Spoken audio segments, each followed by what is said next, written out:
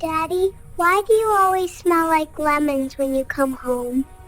Ethan Crawford had been asked a lot of hard questions by his 7-year-old daughter over the past 3 years, but this one hit different at 3:47 in the morning as he stumbled through the door of their cramped South Chicago apartment, his hands raw and cracked from 8 hours of scrubbing corporate toilets. He did not smell like lemons because he liked the scent. He smelled like industrial cleaning solution because that was what invisible people smelled like when they spent their nights making sure the important people had sparkling bathrooms to use in the morning. Lily stood in the hallway in her faded frozen pajamas, the ones with the small hole near the hem that Ethan kept meaning to sew, but never found the time clutching Mr. Buttons to her chest. The one-eyed teddy bear had been her mother's last gift purchased from a hospital gift shop the day before Sarah died, and Lily never let him out of her sight. "Hey, Rosie girl," Ethan said, softly, using the nickname he had given her the day she was born, because her cheeks had been so pink, so perfect, so full of promise. "What are you doing up? You should be sleeping. I heard you come in." "I always hear you come in." The words were simple, but they carried a weight that made Ethan's chest tighten. His daughter had learned to sleep with one ear open, waiting for the sound of her father's key in the lock, because she had already lost one parent, and some part of her 7-year-old brain needed confirmation every single night that she had not lost the other one too. Ethan knelt down, ignoring the way his knees protested after standing on concrete floors for hours, and pulled Lily into his arms. She smelled like the strawberry shampoo they bought at Dollar General, the cheap kind that came in a bottle shaped like a cartoon character, and underneath that, she smelled like home. "I am here, baby. I am always going to be here." He carried her back to the small corner of the apartment that served as her bedroom. Really just a section of the living room, cordoned off by a curtain Ethan had made from old bed sheets, and tucked her back into the twin mattress that sat directly on the floor, because bed frames were expensive and rent was more important. On the wall above her pillow, dozens of drawings hung in careful rows. Lily's artwork covered every available surface in the apartment. Bright splashes of color against the peeling paint and water-stained ceiling. In one drawing, a stick figure family stood under a yellow sun, a tall daddy, a small girl with brown hair, and 2 figures floating on clouds above them, one labeled Mommy, and one labeled Grandma Eleanor.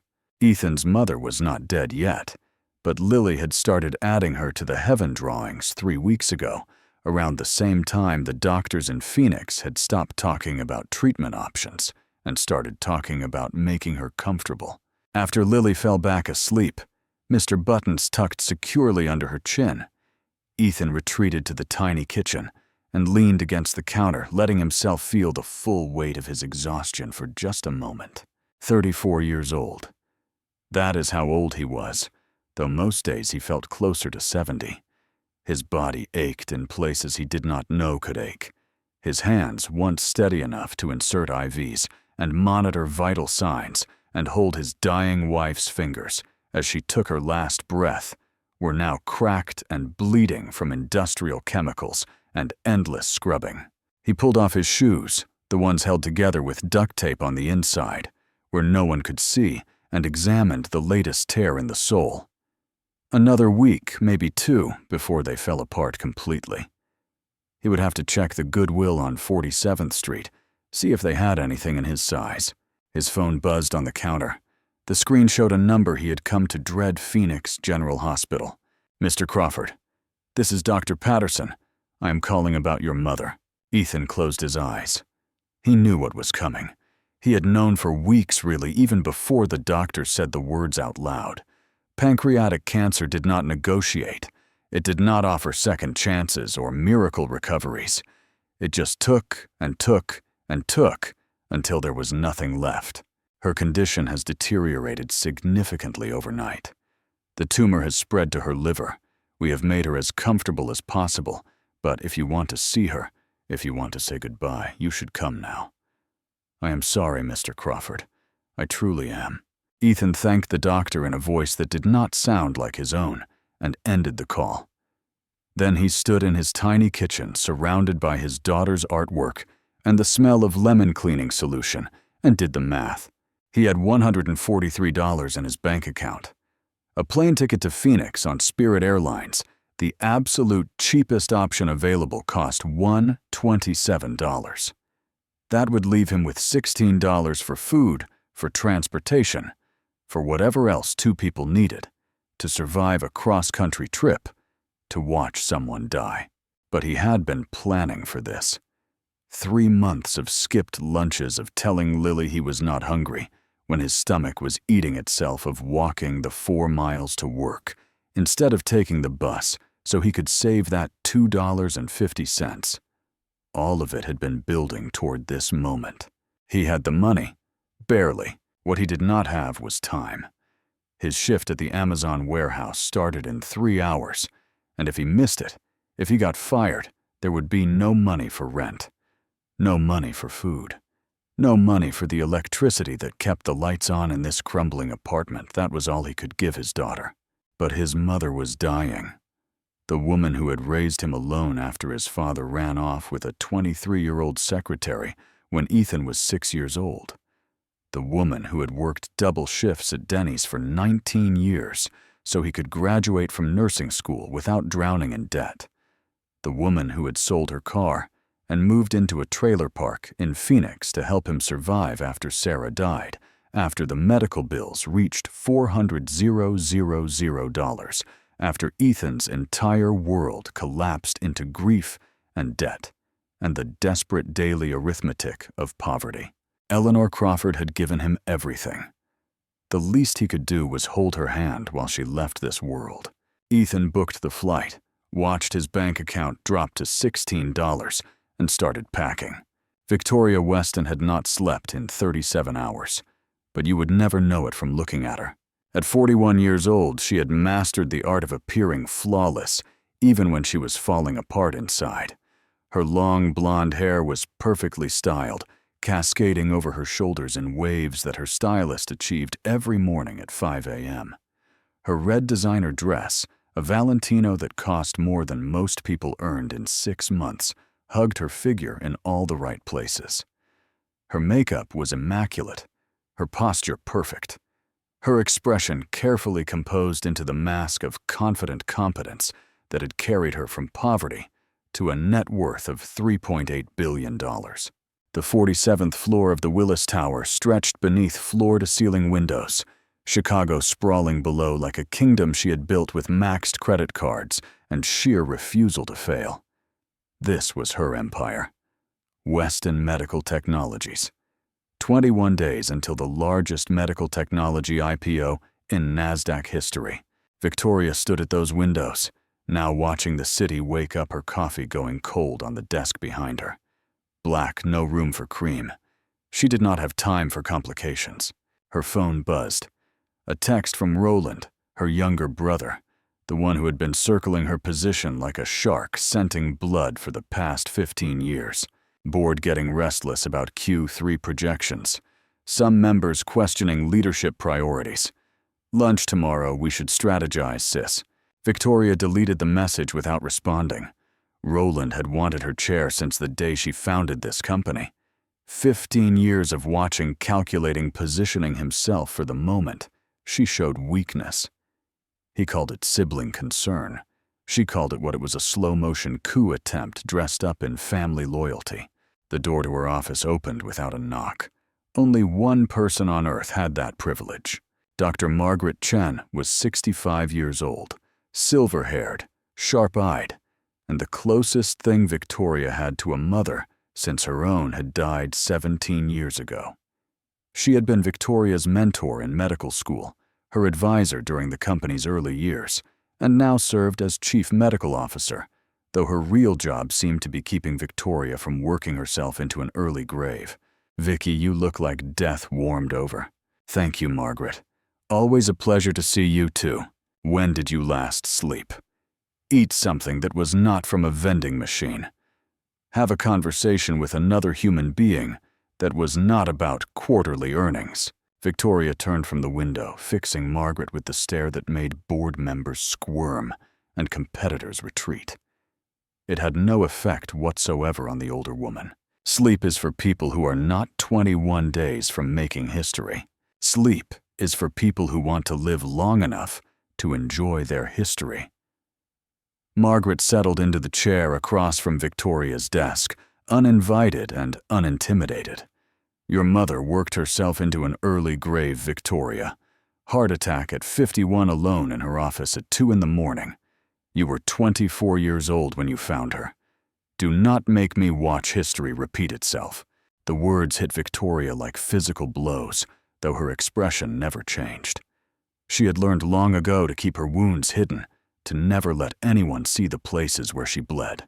Her mother, Elizabeth Weston, had been a brilliant woman, a driven woman, a woman who had built a small medical supply company from nothing, who had sacrificed everything for success, who had taught her daughter that weakness was a luxury poor people could not afford. Elizabeth had also been a lonely woman, a woman who died alone at her desk, surrounded by paperwork and empty coffee cups with no one to notice. She was gone until her daughter arrived the next morning and found her body already cold. Victoria had been 24 years old. She had stood in her mother's office looking at the woman who had raised her, the woman who had worked 16-hour days for as long as Victoria could remember, and she had made a vow. She would never be weak, never be dependent, never be invisible. She would build an empire so vast, so powerful that nothing could ever hurt her again. What she had not realized, what she was only beginning to understand now, at 41, was that armor could also become a prison. That the walls you built to protect yourself could become the walls that trapped you. That you could be surrounded by people and still be utterly devastatingly alone. Victoria had 847 contacts in her phone. She had attended 14 charity galas in the past year, shaken thousands of hands, smiled for hundreds of photographs. She was on the cover of Forbes on lists of most powerful women on the radar of every ambitious man in Chicago, who saw her as a trophy to be won rather than a person to be known. And yet, she could not remember the last time someone had touched her. Not a handshake, not a formal greeting at a business function. Just touched her. The way her mother used to stroke her hair when she was a little girl, before Elizabeth had gotten so busy, before success had consumed everything soft and warm in their lives. Her housekeeper came twice a week. They exchanged pleasantries about the weather. Her driver picked her up each morning. They discussed traffic patterns. Her assistant managed her calendar with military precision. They never spoke about anything that mattered. The woman worth $3.8 billion was the loneliest person in Chicago, and she did not even realize it yet. "I have a flight to Phoenix this afternoon," Victoria said, changing the subject with practiced ease. "Medical conference. I will be back by tomorrow night. Try to eat something on the plane, something that is not coffee. I will take it under advisement." Margaret shook her head, knowing a lost cause when she saw one, and left Victoria alone with her empire, and her silence, and the slow, creeping suspicion that she had built something magnificent and meaningless. Before we continue, please tell us where in the world you are watching from. We love seeing how far our stories travel. O'Hare International Airport at 5 in the morning was a purgatory of fluorescent lights and stale coffee, and people too exhausted to notice each other. Ethan Crawford walked through the terminal with Lily's small hand clasped in his, navigating around business travelers in expensive suits, who looked right through him, like he did not exist. He was used to being invisible. After 3 years of night shifts and service entrances and scrubbing toilets in buildings where people earned more in a day than he earned in a year, invisibility had become his natural state. Lily's backpack bounced against her small shoulders with each step. Inside it, she carried everything precious in her world. Mr. Buttons. Of course, his one-button eye catching the light whenever she moved. A photograph of Sarah in her wedding dress, smiling that smile that Ethan still saw every time he closed his eyes. And half a Nature Valley granola bar, that Ethan had saved from his Amazon warehouse break room yesterday, because it was all they had for breakfast. "Daddy, why do airplane tickets cost so much?" Ethan squeezed her hand. "Because they carry us to people we love, Rosie girl. And that is worth a lot."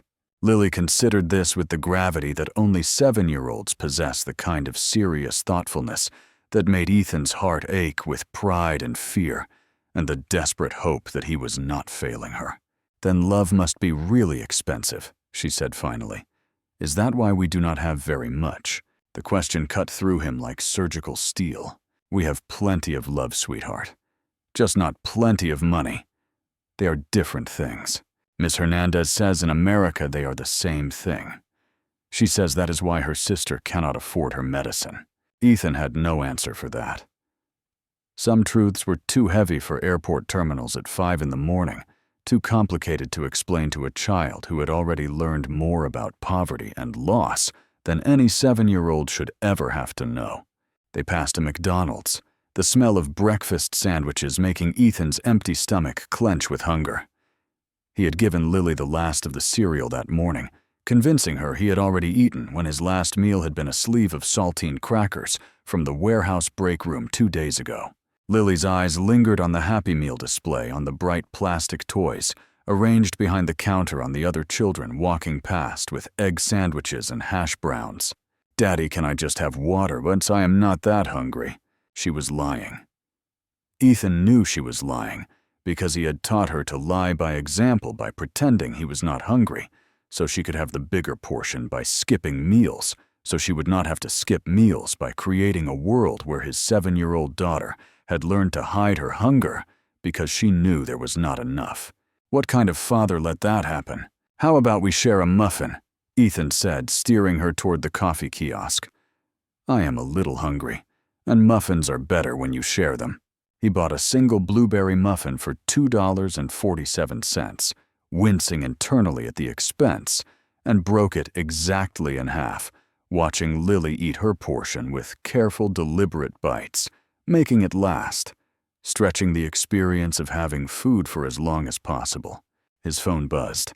Phoenix General again. "Mr. Crawford, this is Dr. Patterson again. I wanted to check in, make sure you received my earlier message.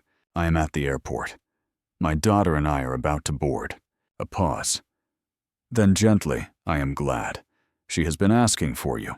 She keeps saying she needs to tell you something important." After the call, Lily looked up at him with blue eyes so much like Sarah's that it made his breath catch. "Daddy, is Grandma Eleanor going to be okay?" Ethan knelt down to her level right there in the middle of the crowded terminal, surrounded by strangers who did not see them, who never saw people like them. "Grandma is very sick, baby.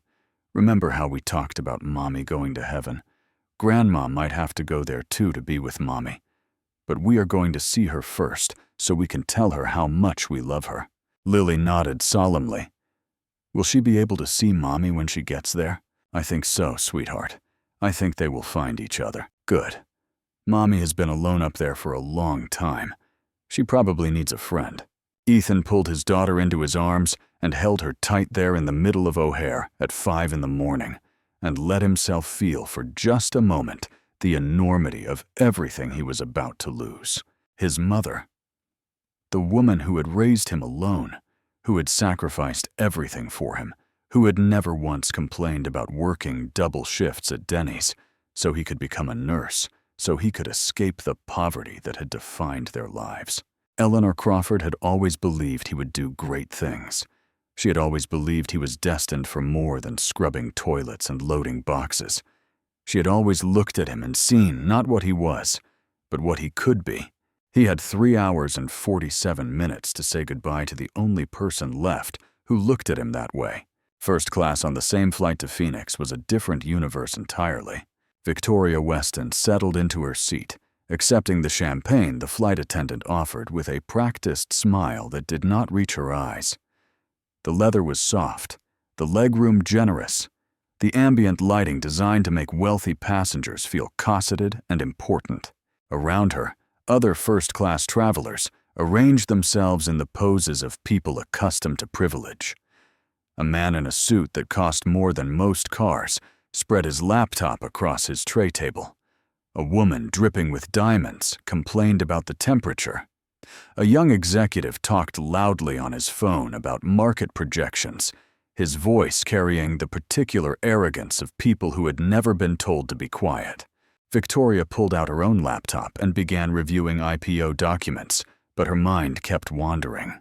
The flight attendant returned, offering more champagne, more snacks, more of the particular attention that came with being Victoria Weston. The woman smiled at her bright and practiced, and Victoria realized with a sudden sharp clarity that the smile was for her. Money for her status for the first-class ticket that cost as much as some people paid for rent. No one on this plane saw her. Not really. They saw Victoria Weston CEO, Victoria Weston Billionaire, Victoria Weston name on a Forbes list, face on a magazine cover, abstract concept made flesh. They did not see the woman who had not been hugged in months. The woman who ate dinner alone every night in a penthouse apartment that cost $15 million and felt like a prison. The woman who sometimes stood at her window at 3 a.m. and wondered if anyone would notice if she simply stopped existing. Her phone buzzed with notifications, stock prices, board communications, another article about Chicago's most eligible billionaires that had somehow included her photograph without her consent. She had been on that list for 12 years. 12 years of being described as a prize to be won, a trophy, to be claimed a conquest for some ambitious man who wanted her money or her power or her connections or anything at all. Except her. She had had relationships, if you could call them that. Strategic alliances that looked like romance. Men who took her to galas and smiled for cameras and talked about synergy and market positioning in moments that should have been intimate. Men who looked at her balance sheet before they looked at her face. The last one had been 2 years ago. Marcus something, hedge fund manager. He had been charming in the way that wealthy men learn to be charming, smooth and practiced and utterly forgettable. He had lasted 3 months before Victoria realized he was more interested in the investment opportunities she represented than anything else. She had not bothered trying since. The plane began to taxi, and Victoria closed her laptop, leaning her head against the window as Chicago fell away beneath them. Somewhere below, millions of people were living their lives connecting with each other, touching and being touched, loving and being loved. And she was up here alone in first class, surrounded by leather and champagne, and people who would step over her body to check their stock portfolios if she collapsed in the aisle. She did not know it yet. But somewhere in the back of this plane, in the cramped and uncomfortable seats that people like her never saw, a man with duct-taped shoes and cracked hands was about to change everything. 35 minutes into the flight, Victoria Weston was dying. She did not know it at first. The sensation started as a slight tightness in her throat, the kind of minor discomfort she might have attributed to stress or dehydration or the recycled air of the cabin. She took another sip of water, assuming it would pass. It did not pass. The tightness became pressure, and the pressure became pain, and suddenly Victoria could not breathe. Her chest constricted like someone had wrapped steel bands around her ribs and was slowly, inexorably tightening them. Her lips began to tingle, then burn. Her tongue felt thick and wrong in her mouth. The shrimp. The catered lunch her assistant had ordered. Victoria had never had an allergic reaction in her life, had never even considered that her body might betray her in such a sudden, violent way. She tried to call for help, but the words would not come. Her throat was swelling shut, her airways closing her body, turning against her with terrifying efficiency. The champagne glass slipped from her fingers and shattered on the floor of first-class amber liquid, spreading across the carpet in a widening stain that no one noticed, because everyone was too busy with their own concerns, their own laptops, their own carefully constructed bubbles of privilege and indifference. A flight attendant finally looked up her expression, shifting from trained politeness to genuine alarm as she took in Victoria's purple-tinged lips, her clawing hands, her desperate failing attempts to breathe. "Oh my God. Someone help. We need help here." The cabin erupted into chaos. Passengers gasped. Passengers froze. Passengers did what people so often do in emergencies, which is nothing at all paralyzed by shock and the terrible human tendency to assume someone else will handle it. The man in seat 3C, the one who had been talking loudly about market projections, pulled out his iPhone and started filming. His thumbs moved quickly, already composing the caption for his social media post, already calculating the engagement his followers would provide when he posted footage of a billionaire dying at 30,000 feet. Victoria's vision grayed at the edges. She could see the flight attendants scrambling, could hear voices rising in panic, could feel her body shutting down. System by system, organ by organ, cell by cell, she was dying. At 30,000 feet above the Midwest, surrounded by strangers, she was dying, and no one was helping her. All that money, all that power, all those years of building an empire, of constructing walls, of making herself invulnerable to everything except the simple, devastating reality that she was human, and humans were fragile, and sometimes bodies just stopped working, no matter how many billions you had in your bank account. She thought of her mother dying alone at her desk at 2 a.m. She thought of all the things she had not done, all the connections she had not made, all the love she had not allowed herself to feel, because she had been so terrified of being vulnerable. And then hands touched her face. In row 37, B crammed between a broken lavatory door that would not stop rattling, and a woman trying desperately to soothe her screaming infant, Ethan Crawford, heard the commotion from first class. Lily was asleep against his shoulder, exhausted from waking up at 4 a.m., from the stress of the morning, from the weight of understanding that they were flying to watch her grandmother die. Mr. Buttons was clutched to her chest, his single button eye catching the cabin lights whenever the plane shifted. Ethan was tired too. Bone-deep tired, the kind of exhaustion that had become so familiar over the past 3 years that he barely noticed it anymore.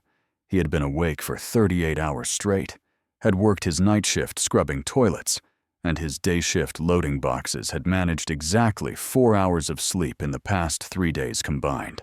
But when the shouts came from first class, when the word help cut through the ambient noise of the cabin, something shifted inside him. 8 years. It had been 8 years since he had practiced nursing, 8 years since he had held Sarah's hand while she died, and decided he could not watch anyone else die, could not be responsible for saving people when he had not been able to save the person who mattered most. 8 years of running away from who he used to be. 8 years of making himself invisible, of hiding behind mops and cleaning supplies, and the anonymity of service work, of punishing himself for failing to keep his wife alive. But muscle memory does not forget. The body remembers what the mind tries to bury. And somewhere beneath the exhaustion and the grief and the 3 years of scrubbing corporate toilets, Ethan Crawford was still a nurse. He gently shifted Lily, propping her against the window with Mr. Buttons as a pillow, and stood up. "Sir, please remain seated," a flight attendant called as he pushed past her into the aisle. "We are handling the situation." She was not handling the situation. No one was handling the situation.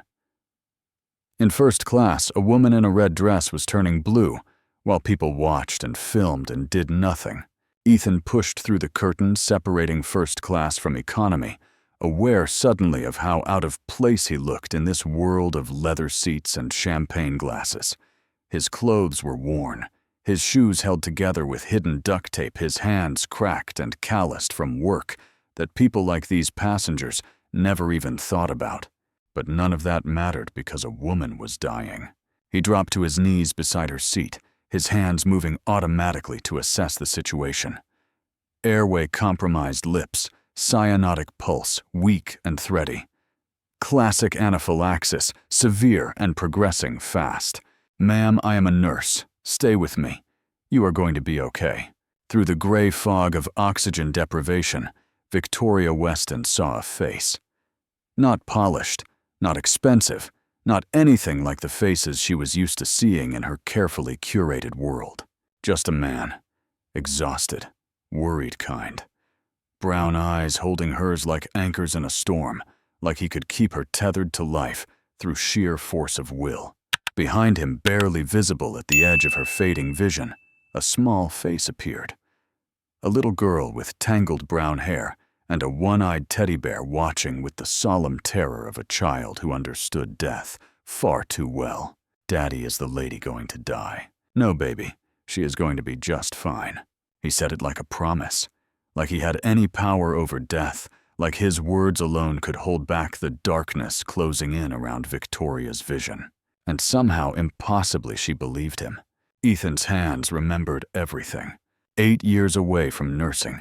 8 years of scrubbing toilets and loading boxes and making himself invisible. But his hands remembered how to find a pulse, how to assess an airway, how to calculate dosages and responses and treatment protocols with the automatic efficiency of someone who had done this 1,000 times before. "She is in anaphylactic shock," he announced, his voice carrying an authority that made flight attendants jump to attention. "I need the emergency medical kit right now. Does anyone have an EpiPen personal prescription, anything?" The flight attendant scrambled toward the cockpit where emergency supplies were stored. A passenger 3 rows back fumbled in her purse and held up a yellow auto-injector. "My son is allergic to peanuts. Will this work?" "Yes. Give it to me." Ethan grabbed the EpiPen, checked the dosage, positioned it against Victoria's lateral thigh. Around him, the other first-class passengers watched in silence. Their phones still raised their faces pale with the particular horror of people who had just realized that wealth could not protect them from mortality. "This is going to pinch," Ethan said to Victoria, his voice calm and steady, even as his heart raced. "But then you are going to be able to breathe." "Okay, stay with me." He pressed the auto-injector against her thigh. 1, 2, 3. Hold for 10 seconds. Let the epinephrine flood her bloodstream. Let her body remember how to function. Breathe with me, in and out, slow and steady. You are doing great. Victoria's chest heaved. The steel bands loosened. Color returned to her face, pale and wan, but alive, undeniably alive. She gasped, coughed, dragged air into lungs that had not worked 30 seconds ago. Her eyes, which had been glazing over with the particular blankness of approaching death, focused suddenly on the man kneeling beside her. She was breathing. She was alive. This stranger with cracked hands and kind eyes had pulled her back from the edge of oblivion. Applause erupted throughout the cabin. The man who had been filming lowered his phone, looking vaguely disappointed that his footage would not include an actual death. Flight attendants crowded around, asking questions, offering assistance, doing all the things they should have done 5 minutes ago. Ethan checked his watch. His face drained of color. "Monitor her closely," he instructed, standing up, his knees protesting after the minutes spent crouched on the floor. "If symptoms return, administer a second dose in 15 to 20 minutes. Have paramedics waiting at the gate. She needs to be evaluated for secondary reactions." "Sir, you saved her life." The lead flight attendant touched his shoulder, her face bright with gratitude and relief. "Can we get your name for our records? The airline will want to recognize you, and I am sure Miss Weston will want to thank you personally once she has recovered." Ethan was already backing away. "Sir, your name."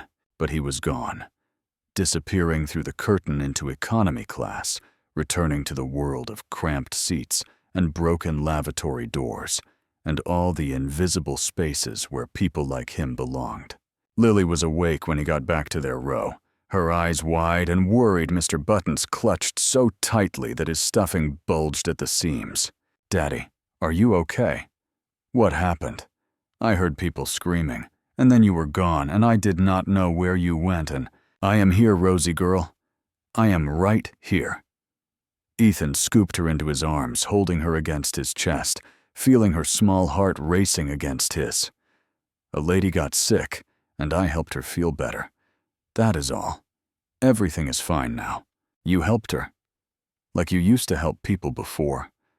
Like when you were a nurse." The question made something twist in Ethan's chest.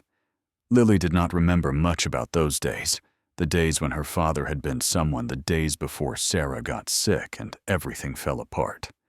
She had been too young, only 4 years old, when Sarah died, barely old enough to understand what had been lost. But she knew the stories. She knew her daddy used to save people used to wear scrubs instead of janitor uniforms, used to come home tired, but fulfilled instead of just tired. Yeah, baby. Like when I used to be a nurse. Behind them, through the curtains separating the classes, Ethan could hear the commotion continuing in first class. Medical questions, airline procedures. The woman, whoever she was, asking something in a voice still weak from nearly dying. Wait, who are you? Your name? The flight attendant's response carried through the thin barrier.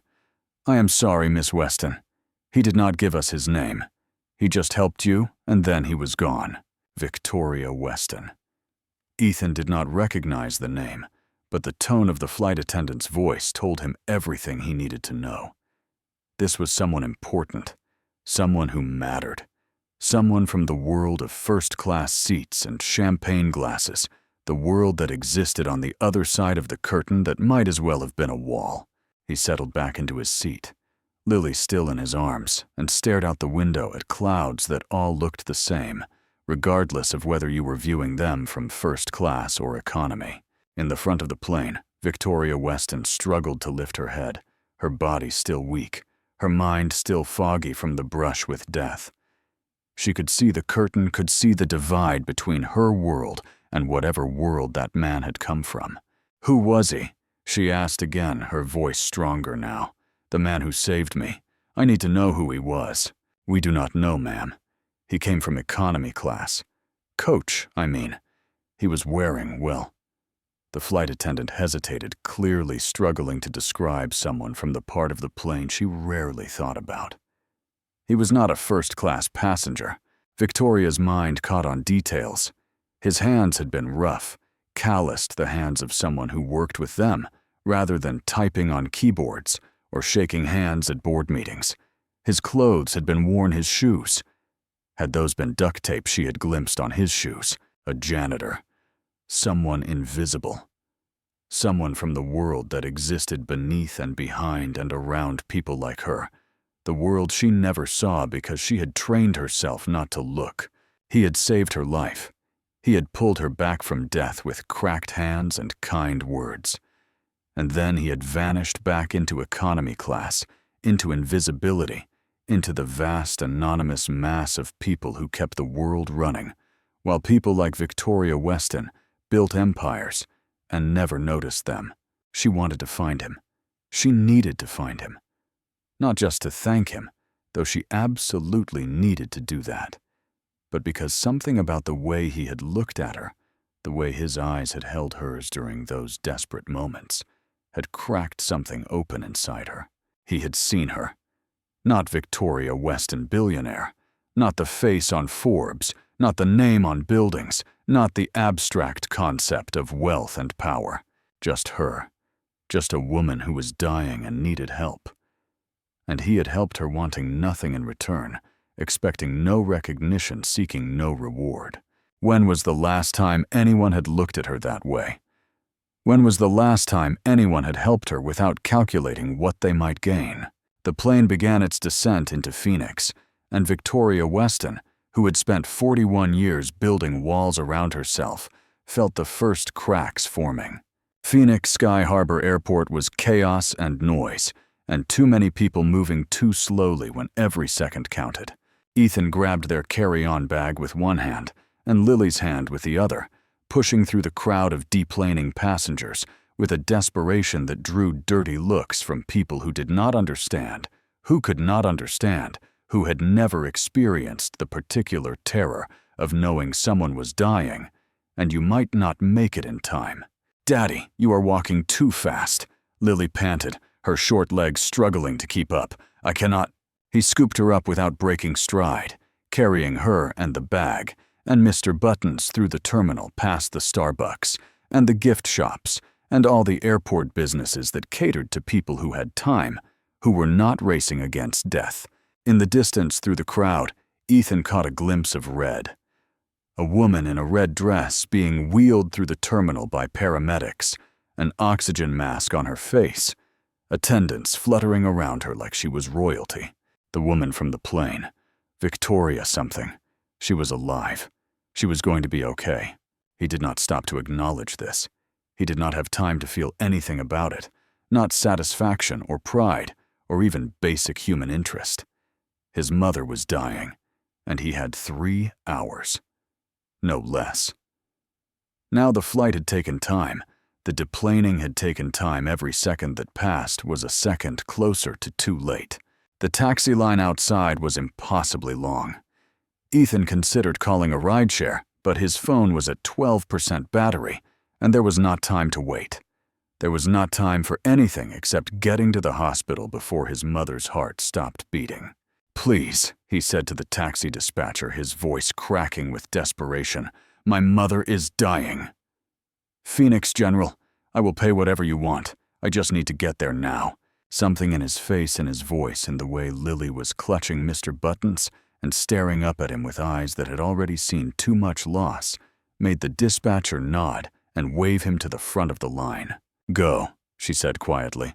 "Family first." The taxi driver was a man in his 60s, with kind eyes and a photograph of grandchildren taped to his dashboard. When Ethan explained the situation, explained that his mother was dying, and he needed to get there before it was too late. The driver nodded once and pulled into traffic with an urgency that made the meter irrelevant. "My wife passed 3 years ago," the driver said as he navigated through Phoenix streets, running yellow lights, taking shortcuts through neighborhoods he clearly knew by heart. "Cancer. Her kids made it in time, thank God. Everyone should have that chance." They made it to Phoenix General in 14 minutes. The driver refused to charge full fare. "Go," he said, when Ethan tried to press his last dollars into the man's hand. "Be with your mother. That is more important than money." Ethan grabbed Lily and ran into the hospital, past the reception desk, where a nurse recognized him from his phone call and pointed him toward the elevator, past doctors and nurses and patients and visitors, all of them moving through their own personal dramas, while Ethan raced through his. 4th floor, room 412. The door was closed. He paused outside it, his hand on the handle, suddenly terrified of what he would find on the other side. What if she was already gone? What if he had missed her by minutes, by seconds, by the time it took to help a stranger on an airplane? Daddy Lily's small voice pulled him back. "Is Grandma Eleanor in there?" "Yeah, baby, she is." "Then we should go see her. She is waiting for us." Sometimes 7-year-olds understood things better than adults ever could. Ethan took a breath, opened the door, and walked into his mother's room.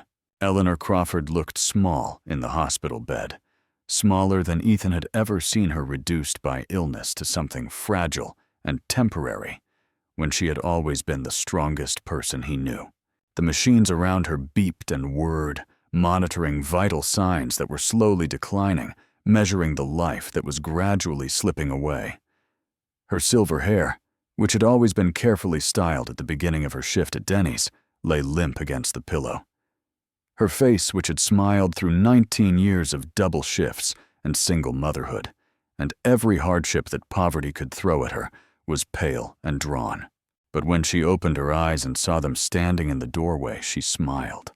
That same smile that had greeted Ethan every day when he came home from school, that had celebrated every small victory, and consoled every failure that had never wavered, no matter how hard life got. "My babies," she whispered, her voice weak but full of love. "You came." "Of course we came, Mom." Ethan moved to her bedside, taking her hand, feeling how fragile her fingers felt in his. "We would always come." Lily climbed carefully onto the bed, settling herself against her grandmother's side, with the gentle instinct of a child who understood that this body was breaking, that too much pressure could cause pain. "Hi, Grandma Eleanor. I brought Mr. Buttons. He wanted to see you, too." "Well, hello there, Mr. Buttons." Eleanor's voice was barely above a whisper, but she managed to stroke the teddy bear's worn fur with fingers that trembled from the effort. "You are taking good care of my Lily, are you not?" "He always does," Lily said solemnly. Just like Daddy takes care of me. And just like you take care of all of us, even from far away." Eleanor's eyes glistened with tears. She looked at her son, at the exhaustion carved into his face, at the worry and grief and love that he carried with him always. "Tell me about your flight," she said. "Something happened. I can see it in your face." Ethan hesitated, surprised that his mother could still read him so easily, even from a hospital bed. "It was nothing. Just a medical emergency on the plane. I helped. You helped, like really helped. Like you used to. Mom, you used to be so good at helping people, Ethan." Her grip tightened on his hand with surprising strength. "I always told you that. The way you could walk into a room and make everyone feel calm, make everyone feel like everything was going to be okay. That was a gift. That was a long time ago. It was 3 years ago, and you have been hiding ever since." The words hit Ethan like physical blows. He started to protest to defend himself, but Eleanor shook her head weakly and looked at Lily. "Sweetheart, can you do me a favor? Go find the nice nurse with the butterfly stickers on her badge. Tell her I would like some water. Can you do that for Grandma?" Lily looked between her father and grandmother, clearly sensing that something important was about to happen, but she nodded and slipped off the bed. "I will be right back," she promised, clutching Mr. Buttons. "Do not go anywhere, okay, Grandma? I will try my best, baby girl." Once Lily was gone, Eleanor fixed her son with a gaze that was sharp despite her failing body. 8 years, Ethan. 8 years you have been punishing yourself. Mom, please, you should rest. We do not need to— I am dying, Ethan. If not now, when her voice cracked. But she pushed on.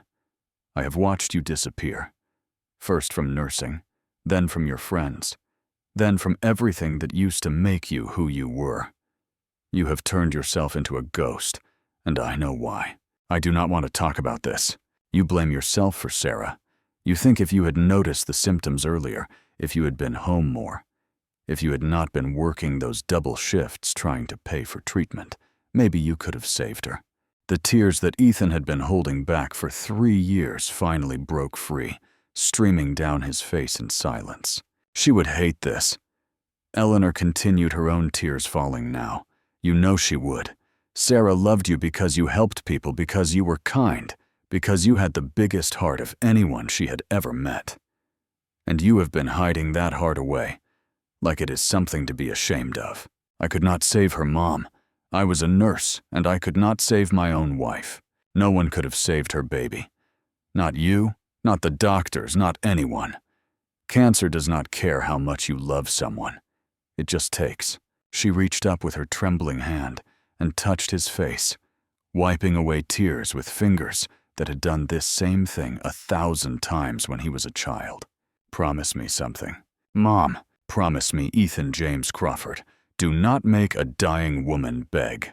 He looked at her, at this woman who had given him everything, who had worked herself to the bone, so he could have a chance, who had sold everything she owned to help him survive when his world collapsed. "Anything," he whispered. "I promise anything. Stop hiding. Let someone in. Do not let grief be the end of your story." She squeezed his hand with whatever strength she had left. "Sarah would not want this. I do not want this. You have so much love to give, Ethan. Do not waste it. Do not let what happened to her be the last chapter." I do not know how he admitted, his voice breaking. "I do not know how to be anything other than what I am now. You start by saying yes. When life offers you something good, something real, something that scares you, because it might hurt you, say yes anyway. That is how you honor the people you have lost. By living." The door opened, and Lily appeared, a nurse with butterfly stickers on her badge, following behind. "I found her grandma, and she has water, and also she has stickers. Can I have a sticker?" Eleanor smiled through her tears. "Of course you can, baby. Come here. Sit with me. I want to tell you stories about your daddy when he was little." Ethan stood by the window while his mother spun tales about his childhood, about the injured birds he used to bring home, about the way he always wanted to help people even when he was too small to really know what helping meant. Lily laughed and asked questions, and held her grandmother's hand, not understanding that these were final stories, that this was goodbye, disguised as memory. And Ethan made a silent vow to his mother, to Sarah, to himself. He would try. He did not know how, yet did not know what it would look like or how hard it would be. But he would try to stop hiding. He would try to let someone in. He would try to live. The sun was setting over Phoenix when Eleanor Crawford asked for one final thing. "Lily, sweetheart, can you bring Mr. Buttons closer? I want to make sure I can see him." Lily positioned the one-eyed teddy bear carefully on the pillow beside her grandmother's face, arranging his worn fur and faded ribbon with the particular attention of a child caring for something precious. "He can see you now, Grandma. See, he is looking right at you. He is very handsome, even with one eye."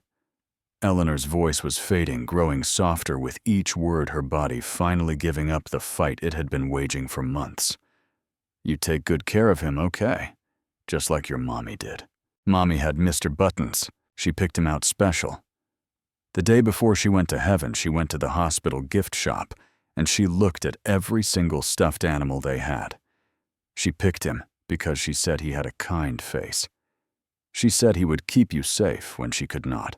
Lily's eyes filled with tears.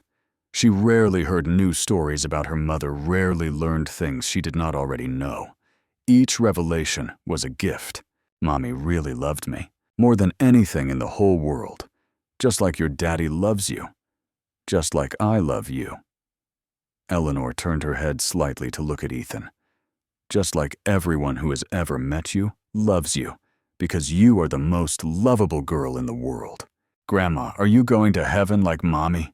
The question hung in the air, asked with the particular honesty of a child who understood death, but had not yet learned to be afraid of talking about it. "Soon, sweetheart. Very soon. Will you see Mommy when you get there?" "I hope so. I am going to look for her the moment I arrive. We are going to have so much to talk about. She will want to hear all about you, all about how big you have gotten, all about your drawings and your friends, and how much your daddy loves you."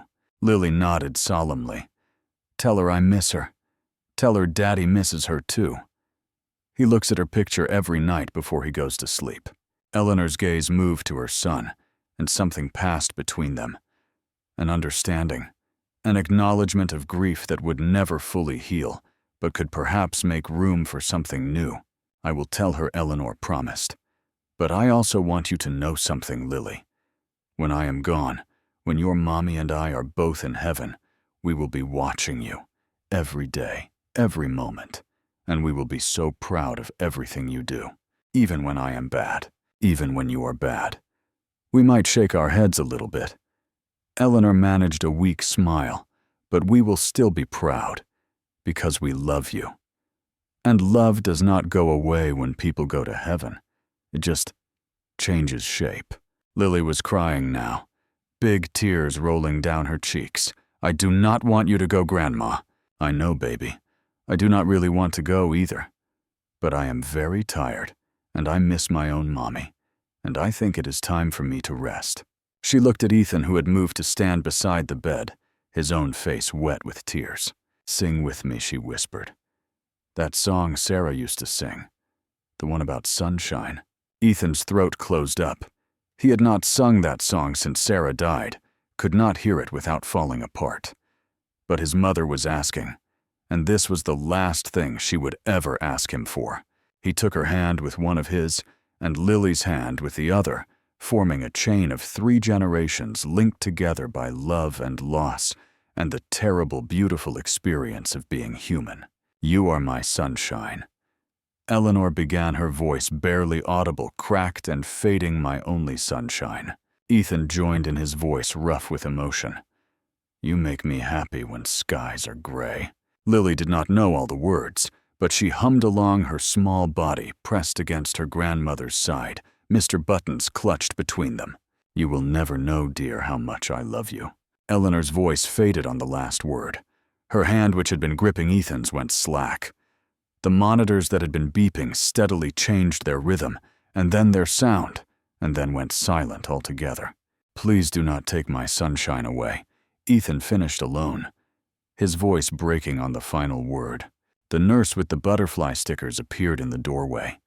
She took one look at the scene, at the man crying silently at the little girl who had not yet understood what had just happened, at the woman in the bed, who looked peaceful for the first time since she had been admitted. "She waited for you," the nurse said softly. "She kept telling us she needed to see you first. She needed to tell you something important." Lily tugged on Ethan's sleeve. "Daddy, is Grandma Eleanor sleeping?" He knelt down and pulled his daughter into his arms, holding her tight, feeling her small heart beating against his chest. "She is not sleeping, Rosie girl. She has gone to heaven. She is with Mommy now. They are together." Lily was quiet for a long moment. Then, with the particular wisdom of children who have already learned too much about loss, "That is good. Mommy is not alone anymore." Eleanor Crawford died at 7:43 p.m. on a Tuesday evening, surrounded by the only family she had ever needed, having extracted one final promise from her son: "Live. Do not let grief be the end of your story. Say yes." Ethan did not know it yet, but his mother's words would change everything.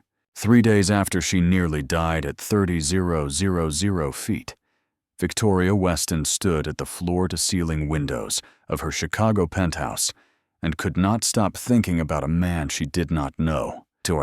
The apartment was everything her wealth could buy: $15 million worth of marble and glass, and designer furniture, stunning views of the city she had conquered, art on the walls that cost more than most people's houses.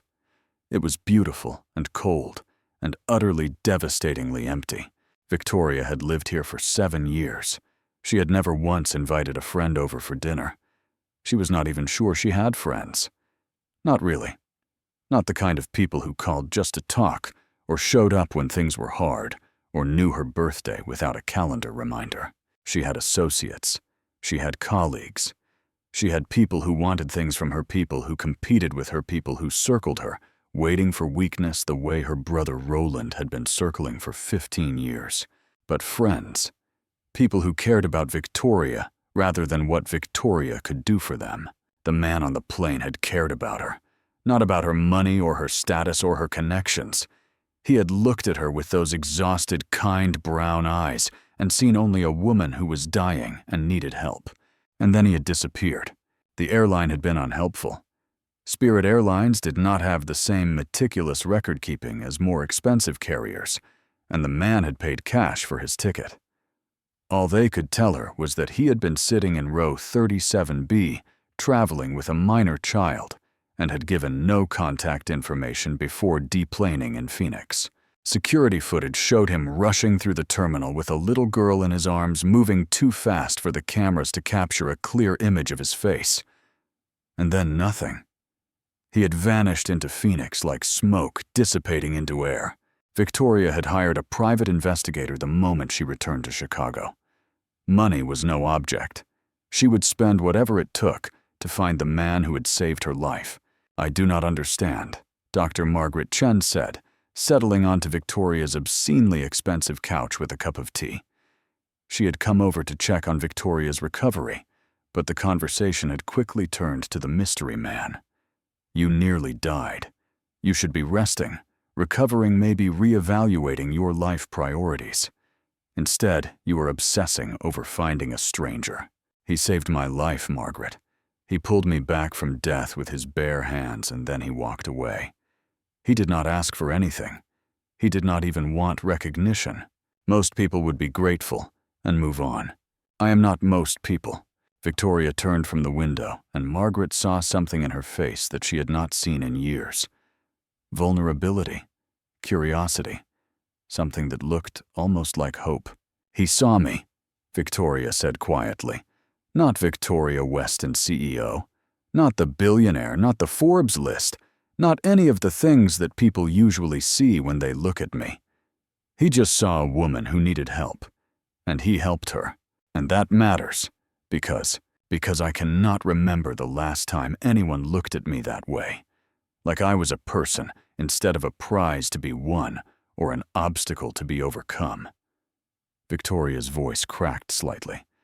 "Like I mattered for reasons that had nothing to do with my bank account." Margaret studied her friend with the clinical assessment of a doctor and the warm concern of a mentor who had watched this brilliant woman build walls around herself for nearly 2 decades. You know what this sounds like, do you not? This obsessive need to find someone who saw the real you. Do not psychoanalyze me, Margaret. I am not. I am just pointing out that maybe this is not about gratitude. Maybe this is about loneliness. Maybe you have spent so long protecting yourself from everyone that when someone finally got through your defenses, you did not know how to handle it. Victoria said nothing. Outside the window, Chicago sprawled beneath her like a kingdom she had conquered and found empty. "Find him," Margaret said, finally standing to leave. "Find him and thank him and figure out why this matters so much to you. Because I have known you for 20 years, Vicky and I have never seen you like this. Not even close." After Margaret left, Victoria called her investigator. "I need everything you can find. Name, address, occupation, family history. Whatever it costs. I need to know who he is." The apartment in South Chicago had never felt emptier. Ethan and Lily had returned from Phoenix 2 days ago after the small funeral that Eleanor Crawford had prepaid for years earlier, because she did not want to burden her son with the expense. A handful of mourners had gathered at the trailer park, where she had lived, mostly neighbors, who remembered her kindness, a few former co-workers from Denny's who had stayed in touch over the years. The service had been simple. A few words from a minister who did not know Eleanor, but who spoke warmly about grace and rest and reunion with loved ones gone before.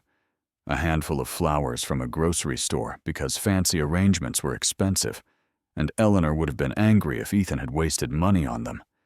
A few tears, a few memories shared, and then nothing. Now Ethan sat alone in his tiny living room, while Lily slept in her corner bedroom. Mr. Buttons clutched to her chest, as always exhausted from the travel and the grief and the particular weariness that comes from watching adults process emotions they do not fully understand. The apartment walls were covered with Lily's drawings, bright splashes of color against peeling paint and water stains. She had already started adding to them, incorporating her grandmother into the scenes she created. In one new drawing, Eleanor floated on a cloud next to Sarah, both of them, smiling, both of them, watching over a small stick-figure girl below. "They are together now," Lily had explained when she showed him the drawing. "Mommy has a friend in heaven. She is not lonely anymore." Ethan held Sarah's wedding ring in his palm, the thin gold band that he had worn on a chain around his neck for 3 years. It had been his tether to her, his connection to the life they had shared, the physical reminder that he had once been loved. But his mother's words echoed in his mind. "Do not let grief be the end of your story. Let someone in. Live."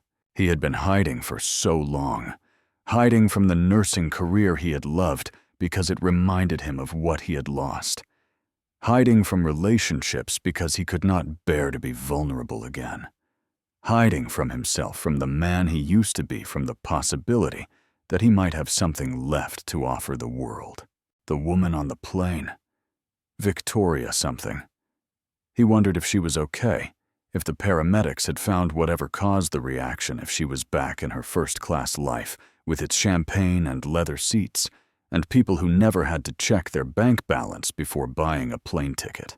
She had looked at him when he was saving her, looked at him like he mattered, like what he was doing was important, like she was seeing him for the first time even though they had never met. When was the last time anyone had looked at him that way? When was the last time he had felt like more than a ghost moving through the world, invisible and forgettable and utterly alone? He pushed the thoughts away. Their worlds did not intersect. She was whoever she was, wealthy and important, and surrounded by people who cared about her. He was a janitor and a warehouse worker, and a single father barely keeping the lights on. Whatever had happened on that plane was over now. She would forget him soon enough if she had not already. He was just another invisible person who had briefly crossed her path.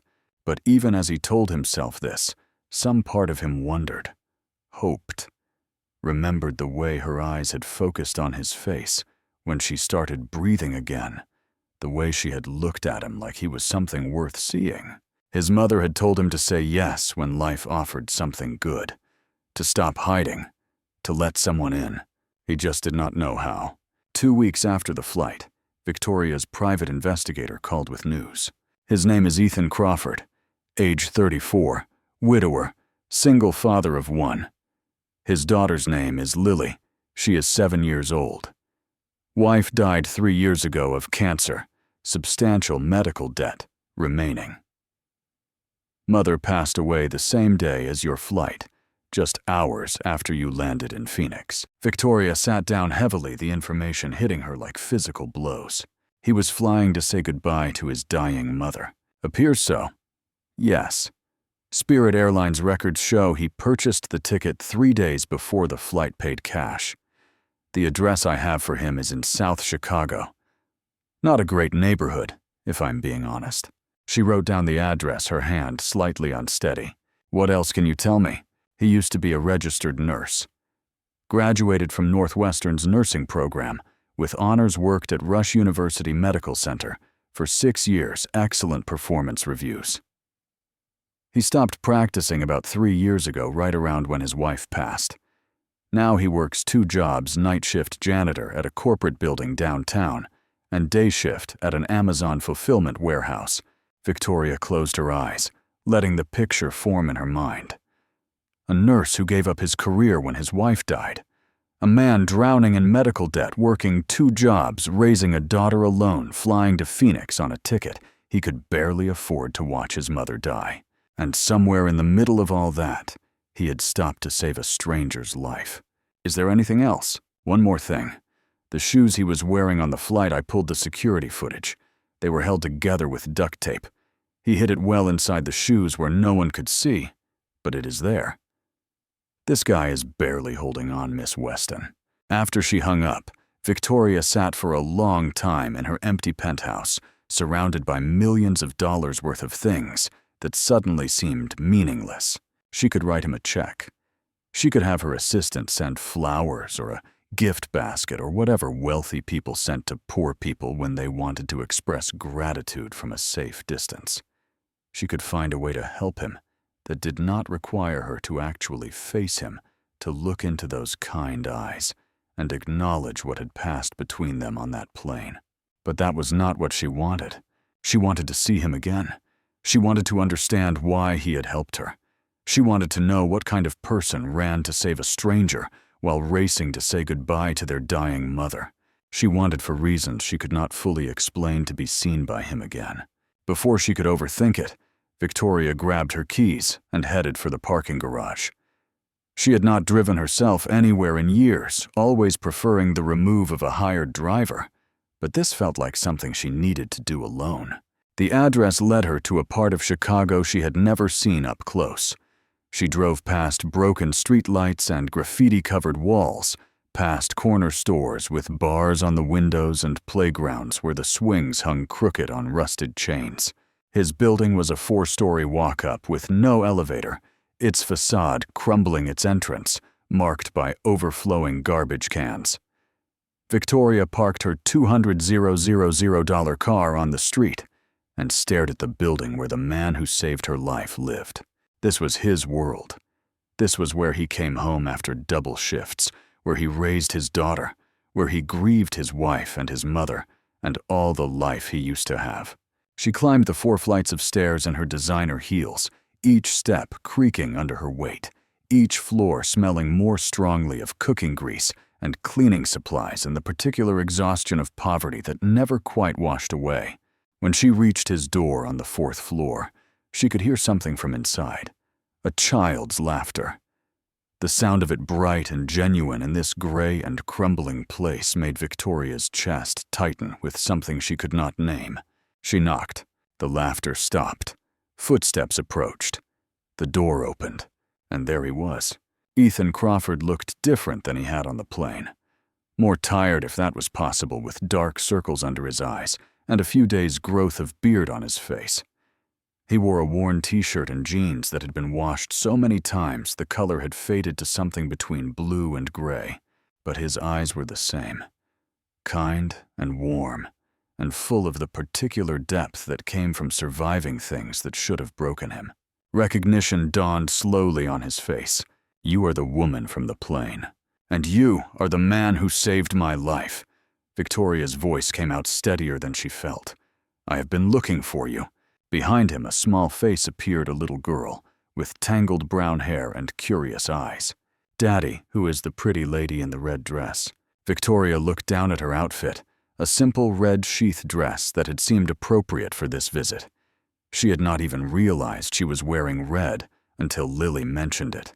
The two worlds had finally collided, and neither of them knew yet just how much everything was about to change. Ethan stood in his doorway, one hand on the frame, his body positioned in the protective stance of a single father who had learned to be careful about who he let into his daughter's life. You have been looking for me. His voice carried the wariness of someone who had learned that good things rarely came without strings attached. Why? Because you saved my life, and then disappeared. Because I wanted to thank you properly. Because... Victoria hesitated, suddenly unsure how to explain the obsession that had consumed her for 2 weeks. Because I needed to know who you were. From behind Ethan's legs, Lily peered up at Victoria with undisguised curiosity. Daddy, you always say we should be polite to guests. Can the pretty lady come inside? Ethan looked down at his daughter, then back at Victoria, clearly torn between protective instinct and the hospitality he had taught Lily to value. All right, he said, finally stepping aside. Come in. The apartment was smaller than Victoria's closet. The entire space, living room and kitchen, and what she could see of a curtained-off corner that must have been a bedroom could have fit inside her penthouse bathroom. But it was clean, immaculately clean despite the peeling paint and water-stained ceiling. And everywhere there were drawings. A child's artwork covered every available surface, bright and hopeful against the decay. Lily did those, Ethan said, noticing where Victoria was looking. She is quite the artist. Victoria moved closer to one of the drawings, this one showing a family, a tall stick figure labeled Daddy, a small one labeled Me, and 2 figures floating on clouds above them. That is Mommy and Grandma Eleanor, Lily explained, appearing at Victoria's elbow.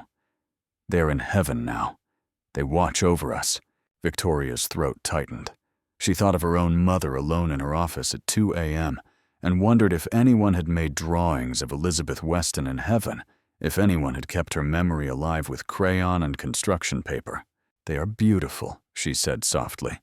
You are very talented, Lily. Lily beamed. Do you want some water? We only have the kind from the sink, but Daddy says it is just as good as the bottle kind. Before Victoria could respond, Lily had already scrambled to the kitchen, returning with a plastic cup, decorated with faded Disney princesses.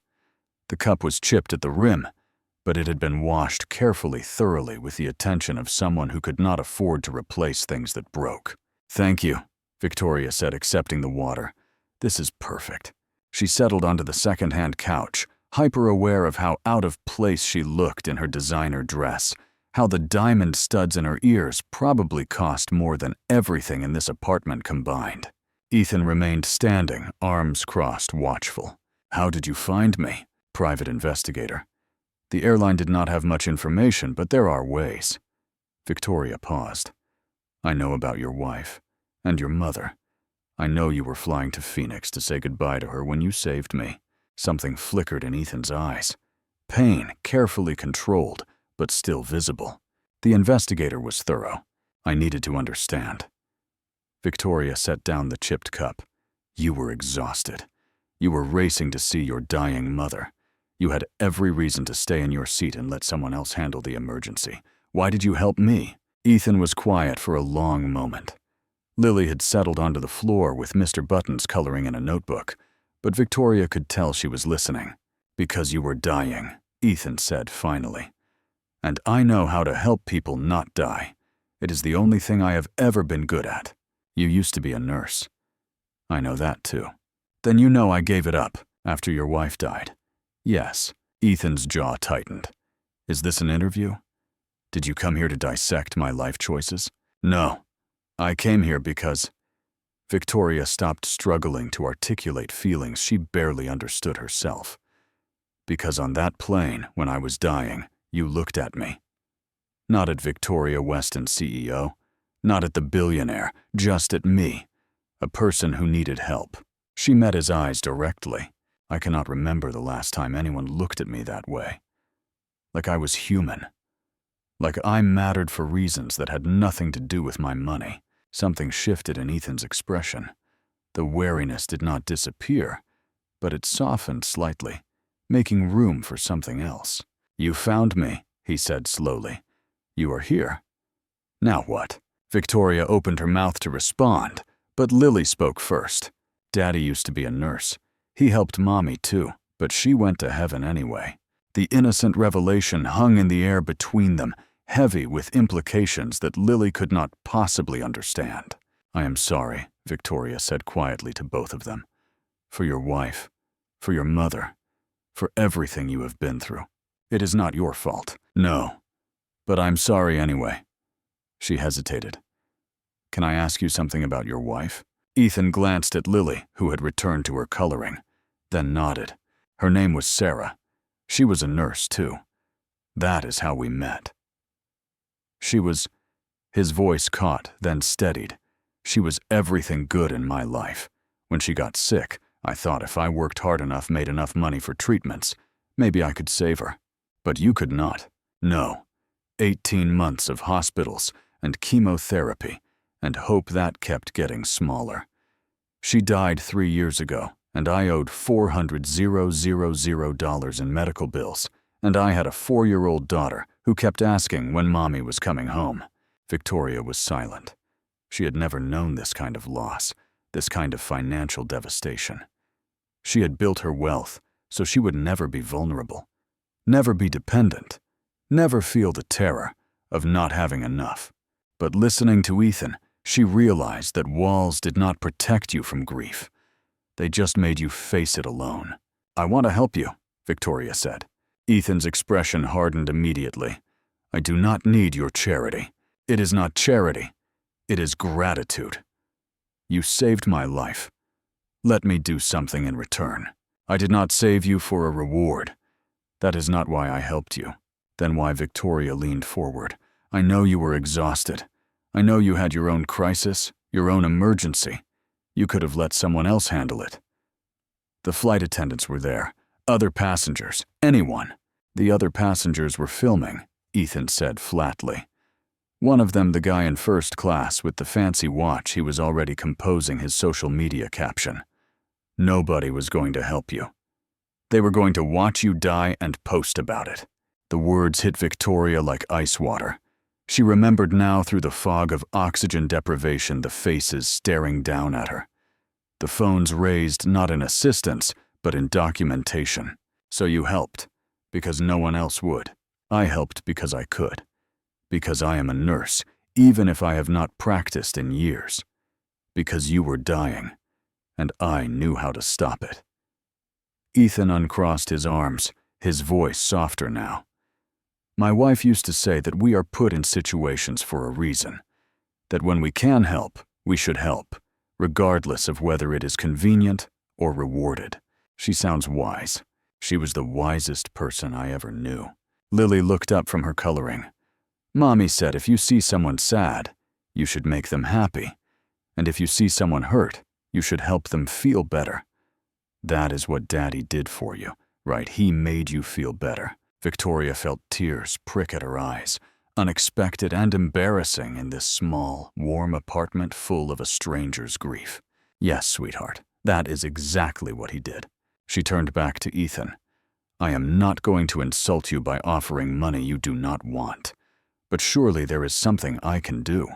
Something that would actually help without making you feel like a charity case. There is nothing. Have you eaten dinner? Victoria interrupted. The question clearly caught Ethan off guard. What dinner? The meal that comes after lunch. Have you had it yet? We were going to make mac and cheese, Lily announced. The kind from the blue box. It is our favorite because it is the same color as Mr. Button's eye. Victoria looked at Ethan, a small smile playing at the corners of her mouth. May I stay? It was not what she had planned. When she drove here was not anything like the carefully orchestrated gratitude she had imagined expressing. But standing in this tiny apartment surrounded by a child's drawings and a father's grief, she found she did not want to leave yet. She wanted more than anything to see him smile. Ethan looked at his daughter, then at Victoria, then at the small kitchen, where a single pot sat on a 2-burner stove. "All right," he said finally. "But I should warn you, the mac and cheese from the blue box is not exactly fine dining. I have never had it. You have never had boxed mac and cheese. I have never had anything that came from a box." Lily's eyes went wide. "That is so sad. Boxed mac and cheese is the best. Daddy makes it with extra butter." For the first time since she had arrived, Victoria laughed. The sound surprised her. She could not remember the last time she had laughed, really laughed, without the calculation of social performance behind it. "Then I suppose I should try it." Victoria had never been in a kitchen this small. She stood by the narrow counter watching Ethan move through the cramped space with practiced efficiency. He knew exactly where everything was, could reach the stove and the sink, and the single cupboard without taking more than a step in any direction. "You are in my way," he said, but there was warmth in his voice now, the wariness melting into something that might become comfort. "Sorry." Victoria moved to the corner, making herself small, trying not to think about how her entire catering team could fit in this kitchen with room to spare. "Is there anything I can do to help? You can set the table. Plates are in the cupboard above the sink." Victoria opened the cupboard and found 3 mismatched plates, one with a chip at the edge, one with a faded flower pattern, one that might have been white once, but had yellowed with age and use. "Daddy says presentation matters, even when we do not have much." Lily informed her, watching Victoria place the plates on the small table that could barely seat 2 people, let alone 3. "That is why I fold the napkins special." She demonstrated folding paper napkins into imperfect triangles with the serious concentration of a child performing important work. Victoria watched her, something aching in her chest. When was the last time she had eaten a meal that someone cooked for her?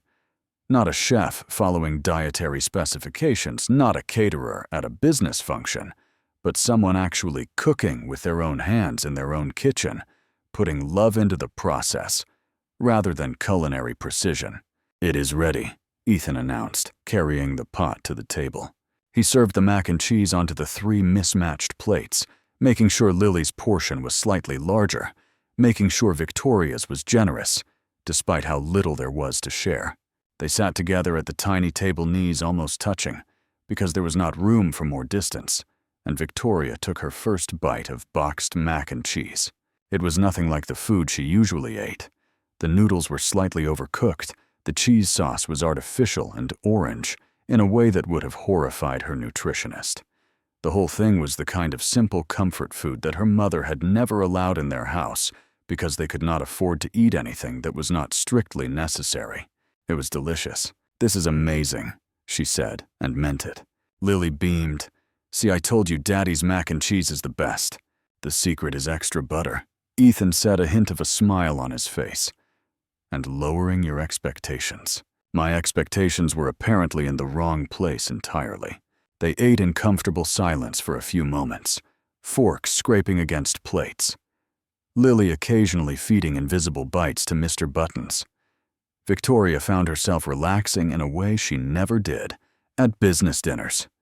Never did at charity galas, never did in any of the expensive restaurants where she usually ate alone. "Tell me about your work," Ethan said eventually. "The investigator mentioned you run a company, Weston Medical Technologies. We develop medical devices and technology, diagnostic equipment, monitoring systems, things that help doctors identify problems earlier and treat them more effectively. So you help people not die too," Lily said seriously. "Just like Daddy." Victoria blinked, struck by the simplicity of it. She had never thought of her work that way. She thought about stock prices and market share and competitive advantage. She thought about IPOs and board meetings and quarterly earnings. But underneath all of that, yes, she helped people not die. I suppose I do, she said slowly. I just never thought of it quite like that. Mommy said all jobs are important if they help people. Lily continued oblivious to the emotional weight of her words, even if they do not look fancy. Your mommy was right. After dinner, Lily insisted on showing Victoria her bedroom, which was really just a corner of the apartment sectioned off by a curtain made from old bedsheets. The mattress sat directly on the floor, but it was covered with a colorful quilt and surrounded by more drawings, more evidence of a child making beauty out of limited circumstances. This is where I sleep, Lily explained. And this is where Mr. Buttons sleeps right next to me. And this is my drawing corner where I make all my art. She showed Victoria drawing after drawing, narrating each one with the enthusiasm of a born storyteller. This one was their apartment, but with flowers growing out of the windows, because Lily thought flowers would make it prettier. This one was Daddy at work, but with a cape, because Lily thought janitors were like superheroes, making things clean for everyone. This one was Mommy and Grandma Eleanor, having a tea party in heaven. Victoria found herself kneeling on the floor, looking at these drawings with tears streaming silently down her face. She had everything money could buy, and nothing that actually mattered. This child had almost nothing material, but was surrounded by love by memory, by a father who worked himself to exhaustion to keep her safe and happy. Why are you crying? Lily asked, tilting her head. Did I make you sad? No, sweetheart. Victoria wiped her eyes. You made me happy. These drawings are beautiful. You are very loved, do you know that? I know. Daddy tells me every day. From the doorway, Ethan watched this exchange with an expression Victoria could not quite read. When their eyes met, something passed between them. Some recognition of shared isolation, shared grief, shared desperate need for connection. I should probably go, Victoria said, standing up. It is getting late. Will you come back? Lily asked immediately. Tomorrow I want to show you more drawings. Victoria looked at Ethan uncertain. You are welcome any time, he said quietly. If you want to, I want to. The words came out before Victoria could second-guess them. I would like that very much. The drive home felt longer than it should have. Victoria navigated through Chicago streets that seemed alien now. The glittering towers and expensive restaurants looking different after an evening in a cramped apartment with peeling paint and mismatched dishes. Her penthouse, when she finally arrived, felt like a mausoleum. She stood in the entryway of her $15 million home and realized she had never noticed how silent it was, how empty, how devoid of the simple warmth she had just experienced. Her phone buzzed. Roland, of course. Dinner tomorrow. We need to discuss board strategy. Some members are concerned about your distraction lately. Victoria deleted the message without responding. Roland could wait. The board could wait. Everything could wait. She poured herself a glass of wine and stood at her window, looking out at the city she had conquered, and thought about the man she had just left. Ethan Crawford was nothing like the men who usually occupied her attention. He was not wealthy or powerful or connected. He could not help her business or advance her social standing or provide any of the strategic benefits that usually determined her relationships. He was just a man, a good man, a man who had lost everything and was still somehow standing still, somehow kind, still somehow capable of seeing past her walls to the person underneath.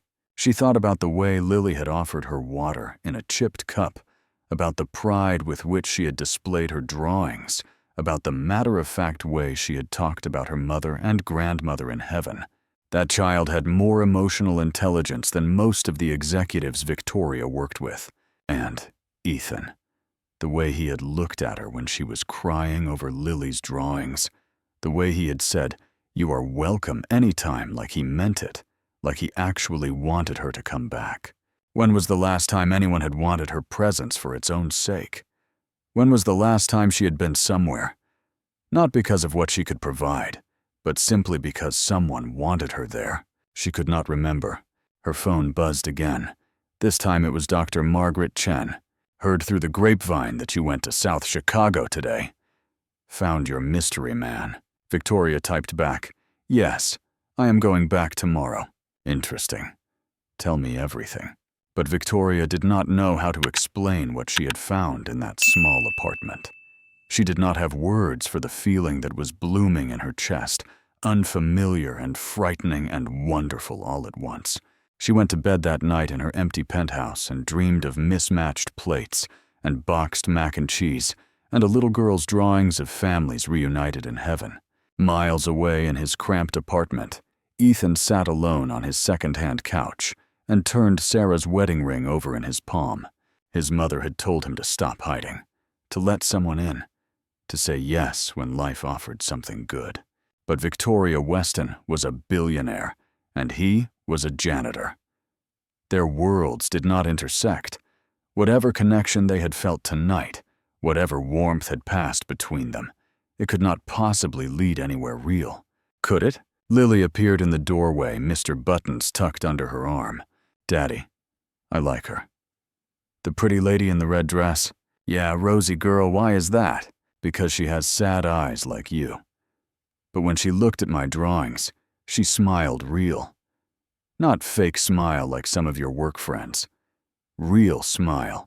Ethan looked at his daughter, at this wise little person who had lost so much, but somehow remained hopeful, remained open, remained willing to let people in. I like her too, he admitted. Good, because I think she needs us. I think she is lonely. What makes you say that? Lily climbed onto the couch beside him, settling against his side the way she had done every night since she was old enough to walk. She cried when she looked at my heaven drawings. People do not cry about heaven unless they miss somebody. Ethan pulled his daughter close and pressed a kiss to the top of her head. You are too smart for your own good. You know that. Mommy was smart too. That is what you always say. She was. The smartest person I ever knew. They sat together in comfortable silence, father and daughter thinking about the woman who had entered their small world and somehow made it feel larger. Outside the window, Chicago glittered with lights that promised everything and guaranteed nothing. But somewhere in that city, Victoria Weston was thinking about them too, and for the first time in 3 years, Ethan felt the first fragile stirrings of hope. Victoria came back the next day, as promised. She brought pizza, having asked Ethan's permission first, not wanting to seem like she was trying to buy their affection or highlight the disparity between their circumstances. Is this okay? She had texted that afternoon. I thought I could bring dinner. Nothing fancy. His response had been brief. Lily has been talking about you all day. She will be thrilled. When Victoria arrived at the apartment, Lily met her at the door with an enthusiasm that made her chest ache.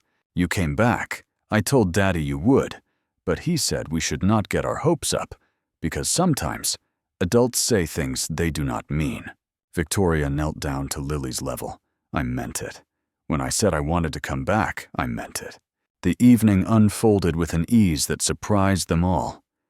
They ate pizza on the living room floor because the kitchen table was too small for 3 people and pizza boxes, and Lily insisted that floor picnics were more fun anyway.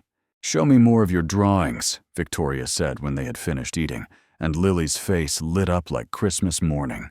For the next hour, Victoria sat cross-legged on the worn carpet, while Lily presented her artwork with the solemnity of a gallery curator. Each piece came with a story, an explanation, a window into the inner world of a 7-year-old who had experienced too much loss and processed it through color and line and imagination. This one is Daddy being a nurse, Lily explained, holding up a drawing of a stick figure in blue scrubs surrounded by smaller stick figures in beds. He used to help lots of people get better. Now he cleans buildings instead. But I drew this because I think he misses it. Victoria glanced at Ethan, who stood in the kitchen doorway watching them with an expression she could not quite read. Why do you think he misses it? Because sometimes, at night when he thinks I am sleeping, he reads his old nursing books, and his face looks sad, like he is remembering something good that went away. The insight was startling, this child's ability to perceive what adults often could not see in themselves. Later, after Lily had gone to bed, Victoria helped Ethan wash dishes at the tiny sink. They stood side by side, hips almost touching in the narrow space, Victoria washing and Ethan drying with a practiced rhythm that felt strangely intimate. "She sees everything," Victoria said quietly. "Your daughter. She has always been like that. Even as a baby, she would watch people like she was studying them, figuring them out. She said you read your nursing books at night, that you look sad."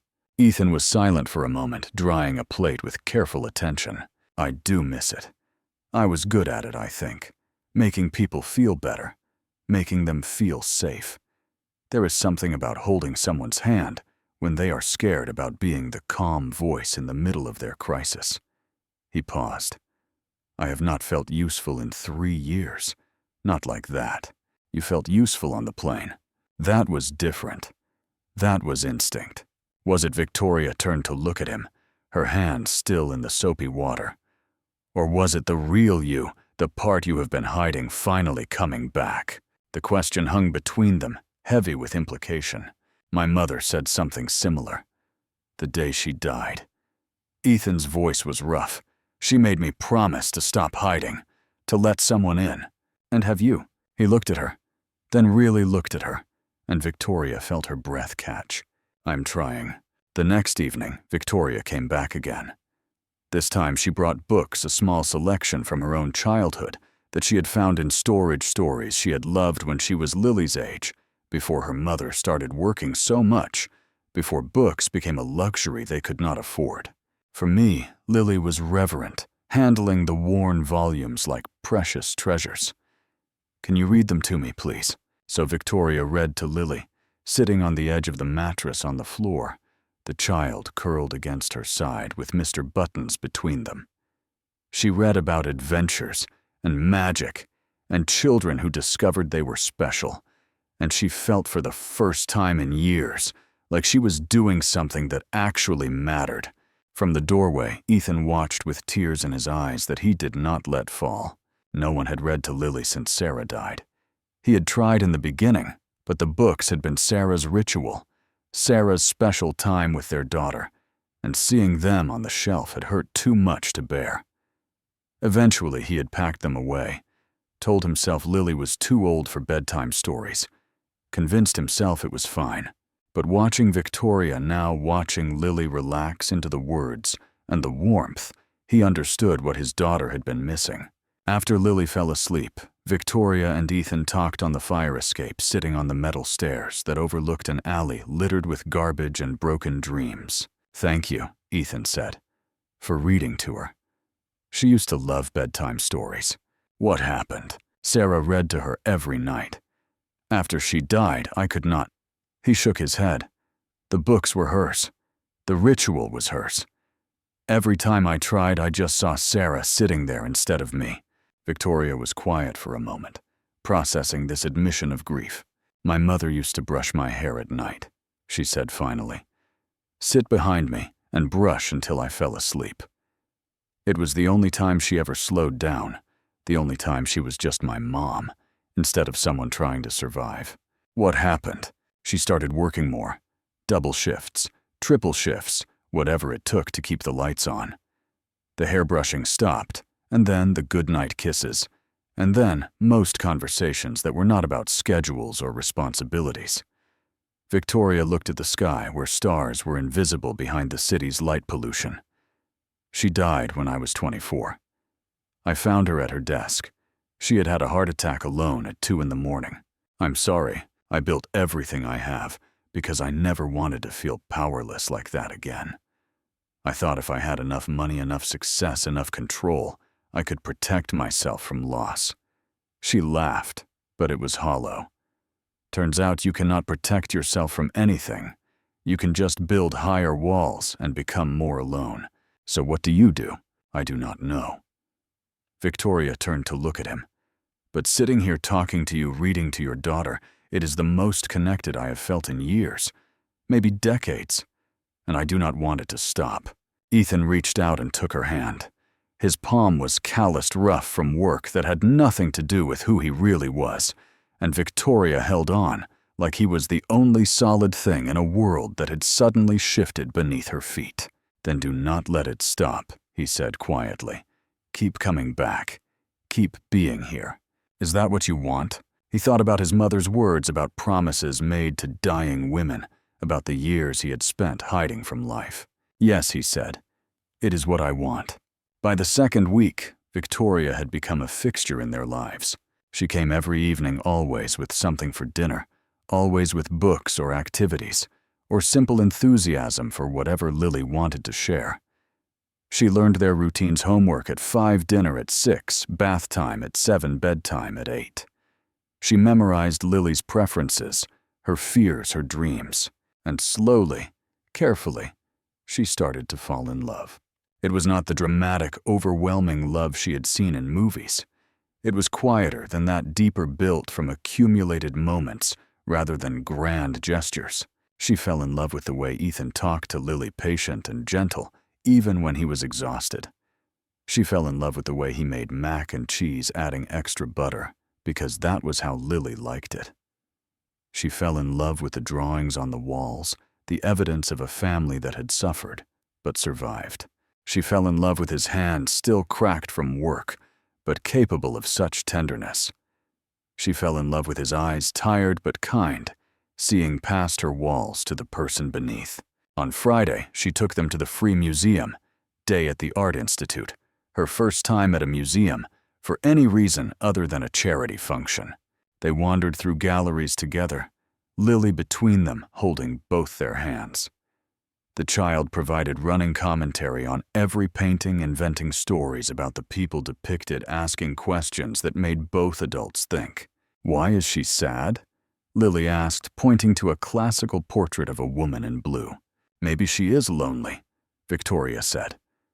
"Maybe she has everything she needs, but no one to share it with." "That is the worst kind of sad," Lily declared with 7-year-old certainty. "Having stuff, but not having people." Victoria met Ethan's eyes over Lily's head, and something unspoken passed between them. At the end of the day in the museum gift shop, Lily spotted a small print of the painting they had discussed, the lonely woman in blue. "Can we get it from Miss Victoria?" "Lily!" Ethan started, but Victoria was already reaching for her wallet. "I would love that," she said. "Thank you, Lily." That night after Lily had gone to bed, Victoria held the small print and tried not to cry. "She is remarkable," she told Ethan. "Your daughter. She gets it from her mother. And from you. The kindness, the way she sees people, that is you." Ethan was quiet for a moment. Then, softly, "I forgot who I was for a long time. After Sarah died, I forgot that I used to be someone who mattered. You always mattered. I did not feel like it. I felt invisible, useless. Just a man scrubbing toilets and loading boxes, trying to keep my daughter fed." Victoria set down the print and moved closer to him. "You saved my life," she said. "With those same hands you call useless. You brought me back from death. How could that be invisible?" It felt like instinct. Like anyone would have done it. Anyone did not. Dozens of people watched me die. They filmed it. They waited for someone else to help. You were the only one who moved." She reached up and touched his face, her palm against his cheek, feeling the stubble he had not had time to shave. "You are not invisible, Ethan. Not to me. I see you." When he kissed her, it was gentle, tentative, full of questions and hope, and the particular tenderness of people who had been broken and were trying to learn wholeness again. 2 weeks after their first kiss, Victoria invited them to a charity gala. "It is for children's literacy," she explained, showing Lily the invitation. "There is a silent auction and fancy food, and lots of people in pretty dresses. Like princesses." Lily's eyes were wide. "Exactly like princesses." Ethan hesitated. "I am not sure that is a good idea." "Why not?" "Because your world and my world are very different. Because I do not have anything to wear. Because people will stare at us and wonder what the billionaire is doing with the janitor." Victoria took his hand. "I do not care what anyone thinks. I want you there, both of you. And so, on a Saturday night in November, Ethan borrowed a suit from a coworker and put on his best shoes, the ones without duct tape, and took his daughter to her first ball. The gala was everything he had expected and feared. Crystal chandeliers dripped from ceilings. Champagne flowed like water. Women in gowns that cost more than his annual salary mingled with men whose watches could pay off his medical debt. Lily was entranced, spinning in the dress Victoria had bought her, a modest but pretty thing that made her feel like a princess. She did not notice the stares, the whispers, the raised eyebrows that followed them through the crowd. Ethan noticed. He noticed the way people looked at him, assessing his rented suit, his calloused hands, his obvious discomfort. He noticed the way they looked at Victoria differently when she stood beside him like she had made an error in judgment. A woman in pearls approached him near the bar, her smile polished and predatory. "And what do you do?" She asked, the question loaded with implications. "I am in building maintenance." "Oh." The single syllable dripped with dismissal. "How practical." She walked away before he could respond, already seeking more important company. Ethan found himself drifting toward the exit, the familiar urge to disappear, to make himself invisible, rising in his chest like panic. "Daddy." Lily appeared at his side, Mr. Buttons tucked under one arm. "What is it, Rosie girl?" "Miss Victoria is looking for you. She says her feet hurt, and she needs someone to rescue her." Despite everything, Ethan smiled. He found Victoria surrounded by investors and board members fielding questions about quarterly projections and market strategies. When she saw him, her face transformed, the corporate mask falling away to reveal genuine relief. "Excuse me," she said to the cluster of suits. "I need to attend to something important." She crossed the room to him and took his hand. "Get me out of here." "Do you not have to stay? Schmooze do billionaire things. I would rather do real things. With you." They slipped away to a balcony overlooking the city, Lily between them, the noise of the party fading behind closed doors. "I'm sorry," Victoria said. "I know that was uncomfortable. It was fine. It was not. I saw how people looked at you. I should have prepared you better." Ethan looked out at Chicago, at the lights that had once seemed so beautiful, and now just seemed cold. "This is your world," he said quietly. "These parties, these people, this is what you built. I know, and I hate every second of it." He turned to look at her, surprised. "I built this because I thought it would make me safe, important, valuable." Victoria's voice was small, vulnerable in a way he had never heard before. "But I have never felt more alone than I do at these events, surrounded by people who want things from me." "Then why do you do it?" "Because I did not know there was another option." She met his eyes. "I do now. This. You and Lily. Dinner at your apartment. Bedtime stories. Being seen for who I am instead of what I have." Her voice cracked. "I would trade every gala, every board meeting, every dollar in my account for more of that." Lily tugged on both their hands. "Can we go home now?" "I am tired. And Mr. Buttons says he does not like champagne."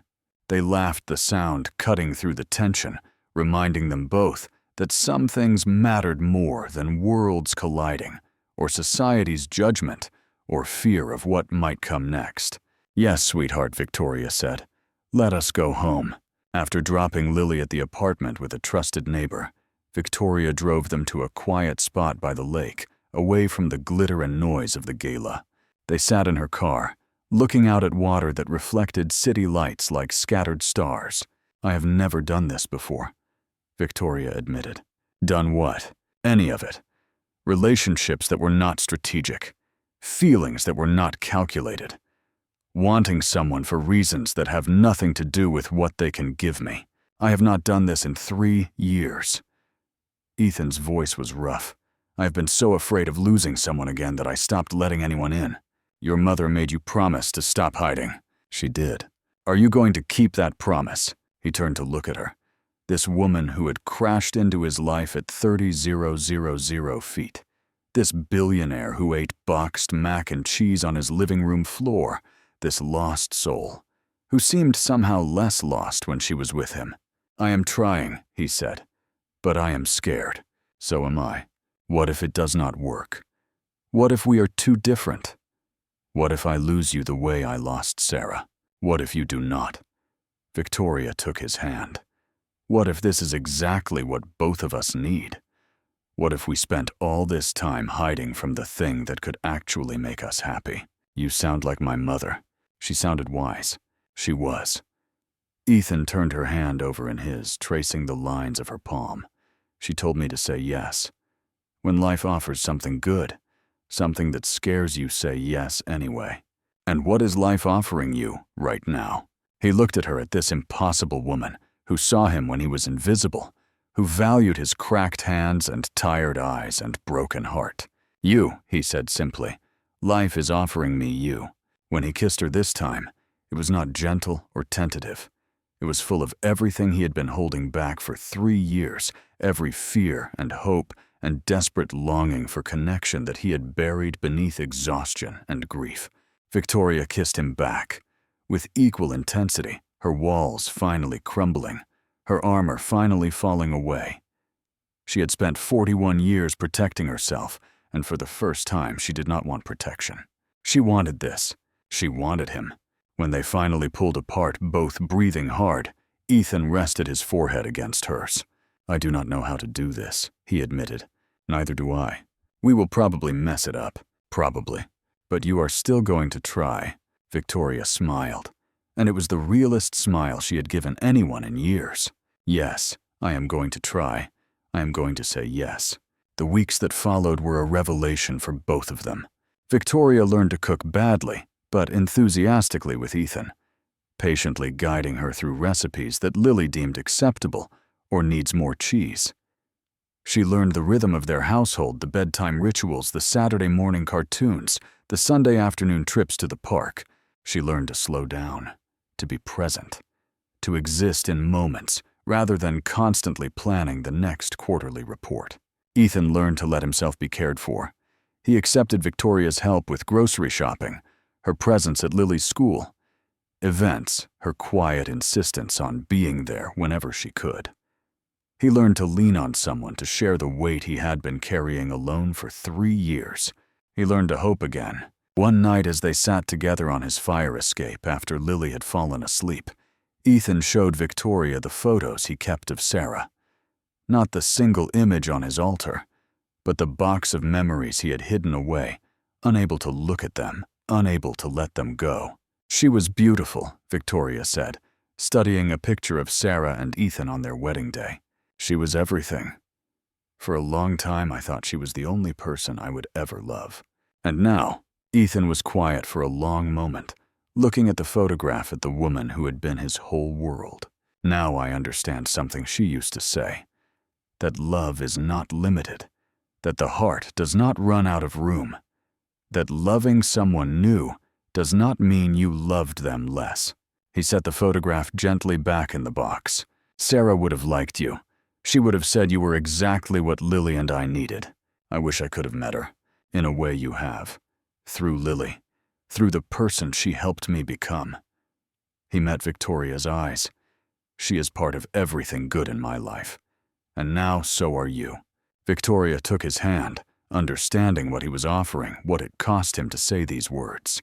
"I love you," she said quietly. "I did not expect to. I'm not sure I even knew what it meant before. But I love you, Ethan. Both of you. I love you too." His voice cracked. "I am terrified. I have been so scared of losing someone again that I almost missed the chance to have someone at all. We will be scared together. That is what this is. Right. Finding someone who is willing to be scared with you instead of protecting yourself alone." Lily appeared in the window. Mr. Buttons in her arms, hair tousled from sleep. "Why are you guys outside?" "It is cold." "We are talking, sweetheart. Go back to bed." "Are you talking about getting married?" "Because Sophie says when adults love each other, they get married. And then I would have a new mom." The word mom hung in the air between them, heavy with implication. "Lily," Ethan started. "It is okay if you are not ready." Lily continued with her characteristic directness. I know Mommy is in heaven, and you still love her, but I think she would want you to be happy. And Miss Victoria makes you happy. So I just wanted you to know that if you wanted to marry her, I would be okay with it." She disappeared back into the apartment, leaving 2 speechless adults on the fire escape. That child Victoria finally managed is extraordinary. She gets it from her mother, and from you. Victoria leaned against his shoulder. "Do you think she is right about Sarah wanting you to be happy?" "I know she is. Sarah told me before she died. She made me promise not to let her be the end of my story." Ethan's voice was thick. "I spent 3 years breaking that promise, hiding, refusing to live. And now," he pulled her closer, pressing a kiss to her temple. "Now I am saying yes. The happiness could not last." Victoria had built an empire, and empires attract vultures. Roland made his move 3 months after Victoria started spending more time with Ethan and Lily than in her corner office. He called an emergency board meeting presenting photographs of Victoria with an unemployed janitor, questioning her judgment, her focus, her fitness to lead the company through its critical IPO. "My sister has become distracted," Roland told the assembled board members, his voice dripping with false concern. "While we should all support her personal happiness, we must ask whether this relationship is appropriate for someone in her position." Victoria listened to his speech with growing fury. "My personal life is not your concern," she said when he finished. "It is when you are parading around with someone from such a different background. The optics alone could affect investor confidence." Investor confidence. Victoria's voice could have frozen the Chicago River. "Let me tell you about the man you are dismissing so casually. 3 months ago, I had an allergic reaction at 30,000 feet. I was dying, surrounded by passengers who did nothing except film my suffering for social media content. She stood her presence commanding despite being outnumbered. That janitor climbed out of economy class with duct tape holding his shoes together. He saved my life in under 3 minutes. Then he disappeared to hold his dying mother's hand, making it with just hours to spare." Her voice shook with emotion. "He used to be a nurse. He gave up his career because he could not watch people die anymore after he lost his wife to cancer. He works 2 jobs to pay off her medical bills and keep his daughter fed. He is the most honorable man I have ever known." She looked around the table at the uncomfortable faces at Roland's barely concealed frustration. "And he is worth more than this entire board combined." Victoria Roland said carefully, "I think you are letting emotion cloud your judgment." "No. For the first time in my life, I am letting emotion guide my judgment." Victoria picked up her briefcase. "I have spent 20 years building this company. I have sacrificed everything, my health, my relationships, any chance at a real life to make it successful. And you know what I realized? Success means nothing if you have no one to share it with." She walked toward the door. "You can have your IPO. You can have your quarterly projections. I am done sacrificing my life for things that do not matter. If you walk out that door," Roland started, "what you will vote me out. Go ahead. I still own enough shares to live comfortably for the rest of my life." Victoria paused at the threshold. "There is more to life than money, Roland. I finally understand that. I hope someday you will too." She walked out without looking back. Victoria drove straight to the corporate building where Ethan worked his night shift. She found him on the 14th floor, pushing a mop across marble floors that executives would walk on tomorrow without giving a thought to the man who cleaned them. "Victoria." He stopped, confusion and concern crossing his face. "What are you doing here? It is midnight. Is everything okay?" "I just told my board that the man who saved my life is worth more than their entire investment portfolio." "You what?" "Roland was trying to use our relationship against me, saying I was distracted, that the optics were bad, that dating a janitor was beneath me."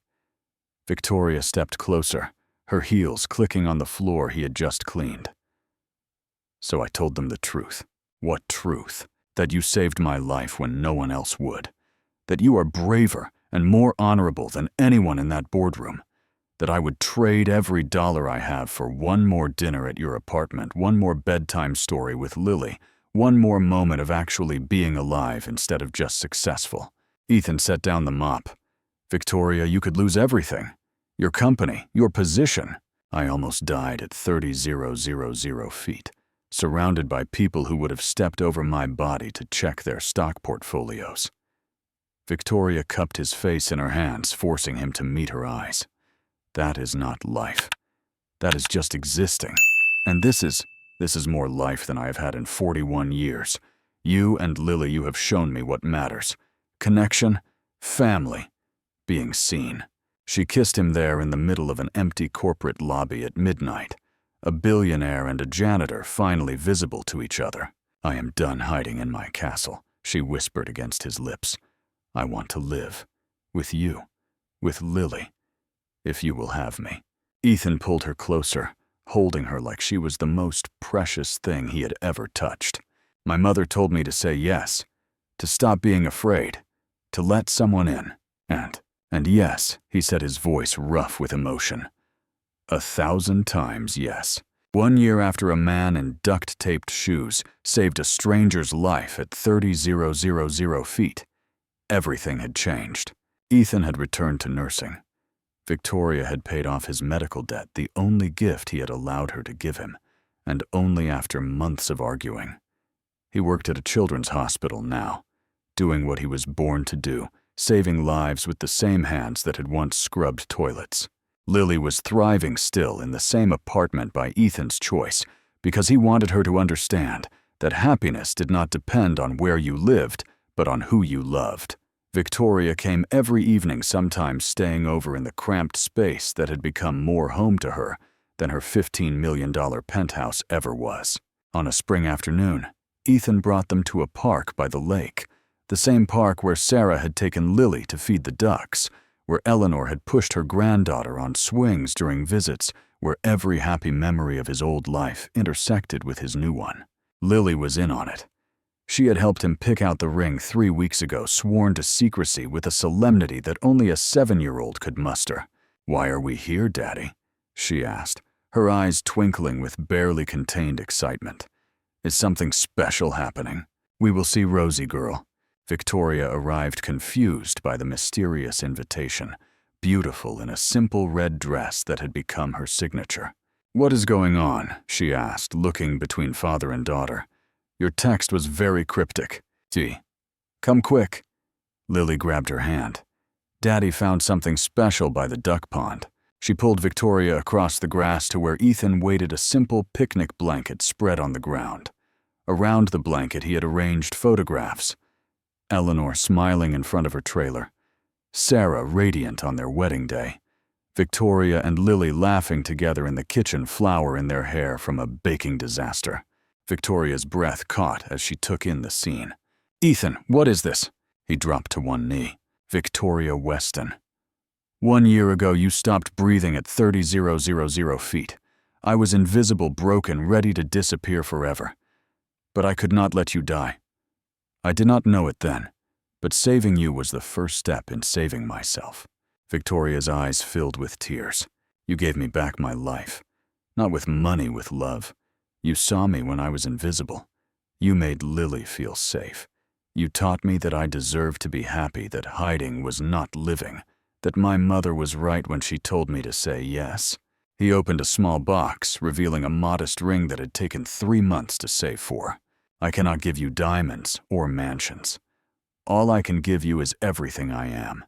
A nurse who works too many hours, a dad who makes terrible pancakes, a man who will love you every single day for the rest of his life." He looked up at her, his heart in his eyes. "Will you marry us?" Lily grabbed Victoria's hand, bouncing with excitement. "Say yes. V, please say yes. I already practiced calling you Mom." Victoria laughed through her tears, looking at this man and this child who had broken through every wall she had ever built. "Yes," she whispered. Then louder, laughing and crying at the same time. "Yes, absolutely, completely, forever, yes." Ethan slipped the ring onto her finger and stood pulling her into his arms. Lily squeezed between them, and they stood together by the duck pond, 3 people who had been broken and alone, finally whole and together. "We are a family now," Lily declared. "A real family." "We always were," Victoria said, kissing the top of her head. "We just had to find each other." The wedding was everything a wedding should be, and nothing like the lavish affairs Victoria had attended throughout her career. They married in the chapel at Phoenix General Hospital, the same hospital where Eleanor had made Ethan promise to live. It felt right honoring her in this place where she had taken her last breath and given him his new beginning. The guests were few, but beloved Dr. Margaret Chen, who had watched Victoria transform with tearful pride. Mrs. Rodriguez, the neighbor who had cared for Lily all those years without asking for anything in return. Nurses from the Children's Hospital who had welcomed Ethan back to the profession he loved. A handful of others who had stood by them through everything. Roland was not invited. Lily walked down the aisle first, scattering rose petals with determined precision. Mr. Buttons tucked into the basket, because she insisted he should be part of the ceremony. Then Victoria, in a simple white dress, she had chosen herself, not the designer gown her former team had offered, but something real and honest and her. Ethan waited at the altar, tears already streaming down his face, unable to believe this was really happening. The ceremony was brief. They had written their own vows. "I was invisible," Ethan said, his voice rough with emotion. "I spent 3 years hiding from life, hiding from love, hiding from the man I used to be. Then I looked up on an airplane and saw someone dying, and something woke up in me." "You woke me up, Victoria. You made me want to be seen again." Victoria's hands trembled as she held his. "I was alone," she said, "surrounded by success and drowning in loneliness. I thought walls would protect me, but they just trapped me." Then a man with duct tape on his shoes and the kindest eyes I had ever seen saved my life and walked away without asking for anything. He showed me what real strength looks like, what real love looks like, what real life looks like. She squeezed his hands. "You made me brave enough to tear down my walls. You made me family." Lily piped up from her position beside them, "And I get a mom again." Laughter rippled through the small gathering, breaking the solemnity with joy. The minister pronounced them married and they kissed, while Lily cheered and Mr. Buttons watched with his single-button eye. The reception was held at Ethan's apartment, transformed with fairy lights and flowers that Victoria and Lily had hung together the night before. They danced in the tiny living room, all 3 of them together, swaying to music from Ethan's old phone. Later, Victoria noticed something on the small altar where Sarah's photo had always sat.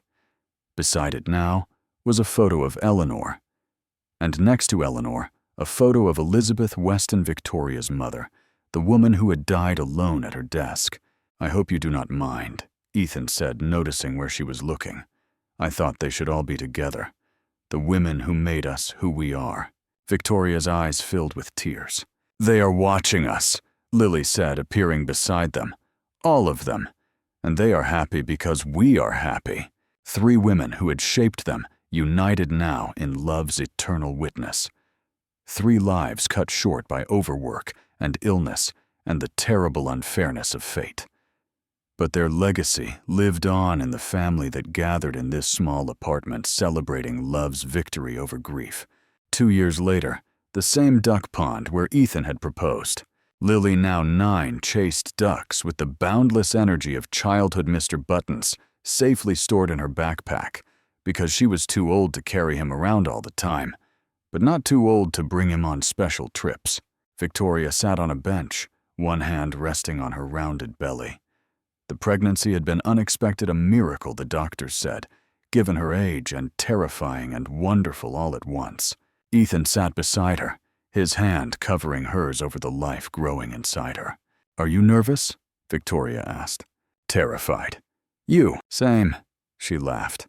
"We are quite a pair." "We always were." Lily ran back to them, breathless and happy. "The baby is going to love the ducks. I will teach her how to throw bread, so the shy ones in the back get some. That is what Grandma Eleanor taught me." "How do you know it is a girl?" Ethan asked. I just know. Sisters know things." Victoria and Ethan exchanged glances, smiling at their daughter's confidence. Daddy Lily said, growing suddenly serious when the baby comes. "Will she know about Mommy Sarah and Grandma Eleanor and Grandma Weston? We will tell her all the stories Victoria promised. She will know she comes from so much love." Lily nodded, satisfied. "Good. Because family is the people who make you happy and safe. And we have a lot of those, even the ones in heaven." She ran off again, chasing ducks, full of the joy that came from being loved. Ethan pulled Victoria closer. "My mother was right," he said quietly. "About saying yes. About letting someone in. About living instead of hiding. She was very wise. She would have loved you. I know." Victoria kissed his cheek. "I feel like I know her through you, through Lily, through everything you have shared." They sat together in comfortable silence, watching their daughter play, thinking about all the paths that had led them here. A near death at 30,000 feet, a promise to a dying mother, a knock on a door in South Chicago, 1,000 small choices that added up to a life. The invisible man who had saved a stranger and walked away had finally learned to be seen. The billionaire who had built walls around her heart had finally learned to let them fall. And a little girl with a one-eyed teddy bear had taught them both that love does not run out when you share it. It multiplies. Friends, if this story touched your heart, if it reminded you that worth has nothing to do with money and everything to do with who you become when no one is watching, please take a moment to hit that like button.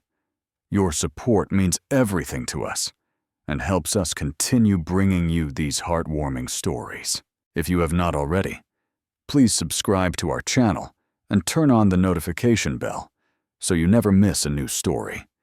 We upload new content regularly, and we would love to have you as part of our growing family. And if this story moved you, please share it with someone who needs to hear it today. Share it with a friend, a family member, or anyone who might need a reminder that second chances exist, that love finds us when we least expect it, and that sometimes the people who change our lives are sitting in seat 37B with duct tape on their shoes and the biggest heart in the world. Drop a comment below and tell us where you are watching from. We love seeing how far our stories travel across the world. And let us know, have you ever felt invisible?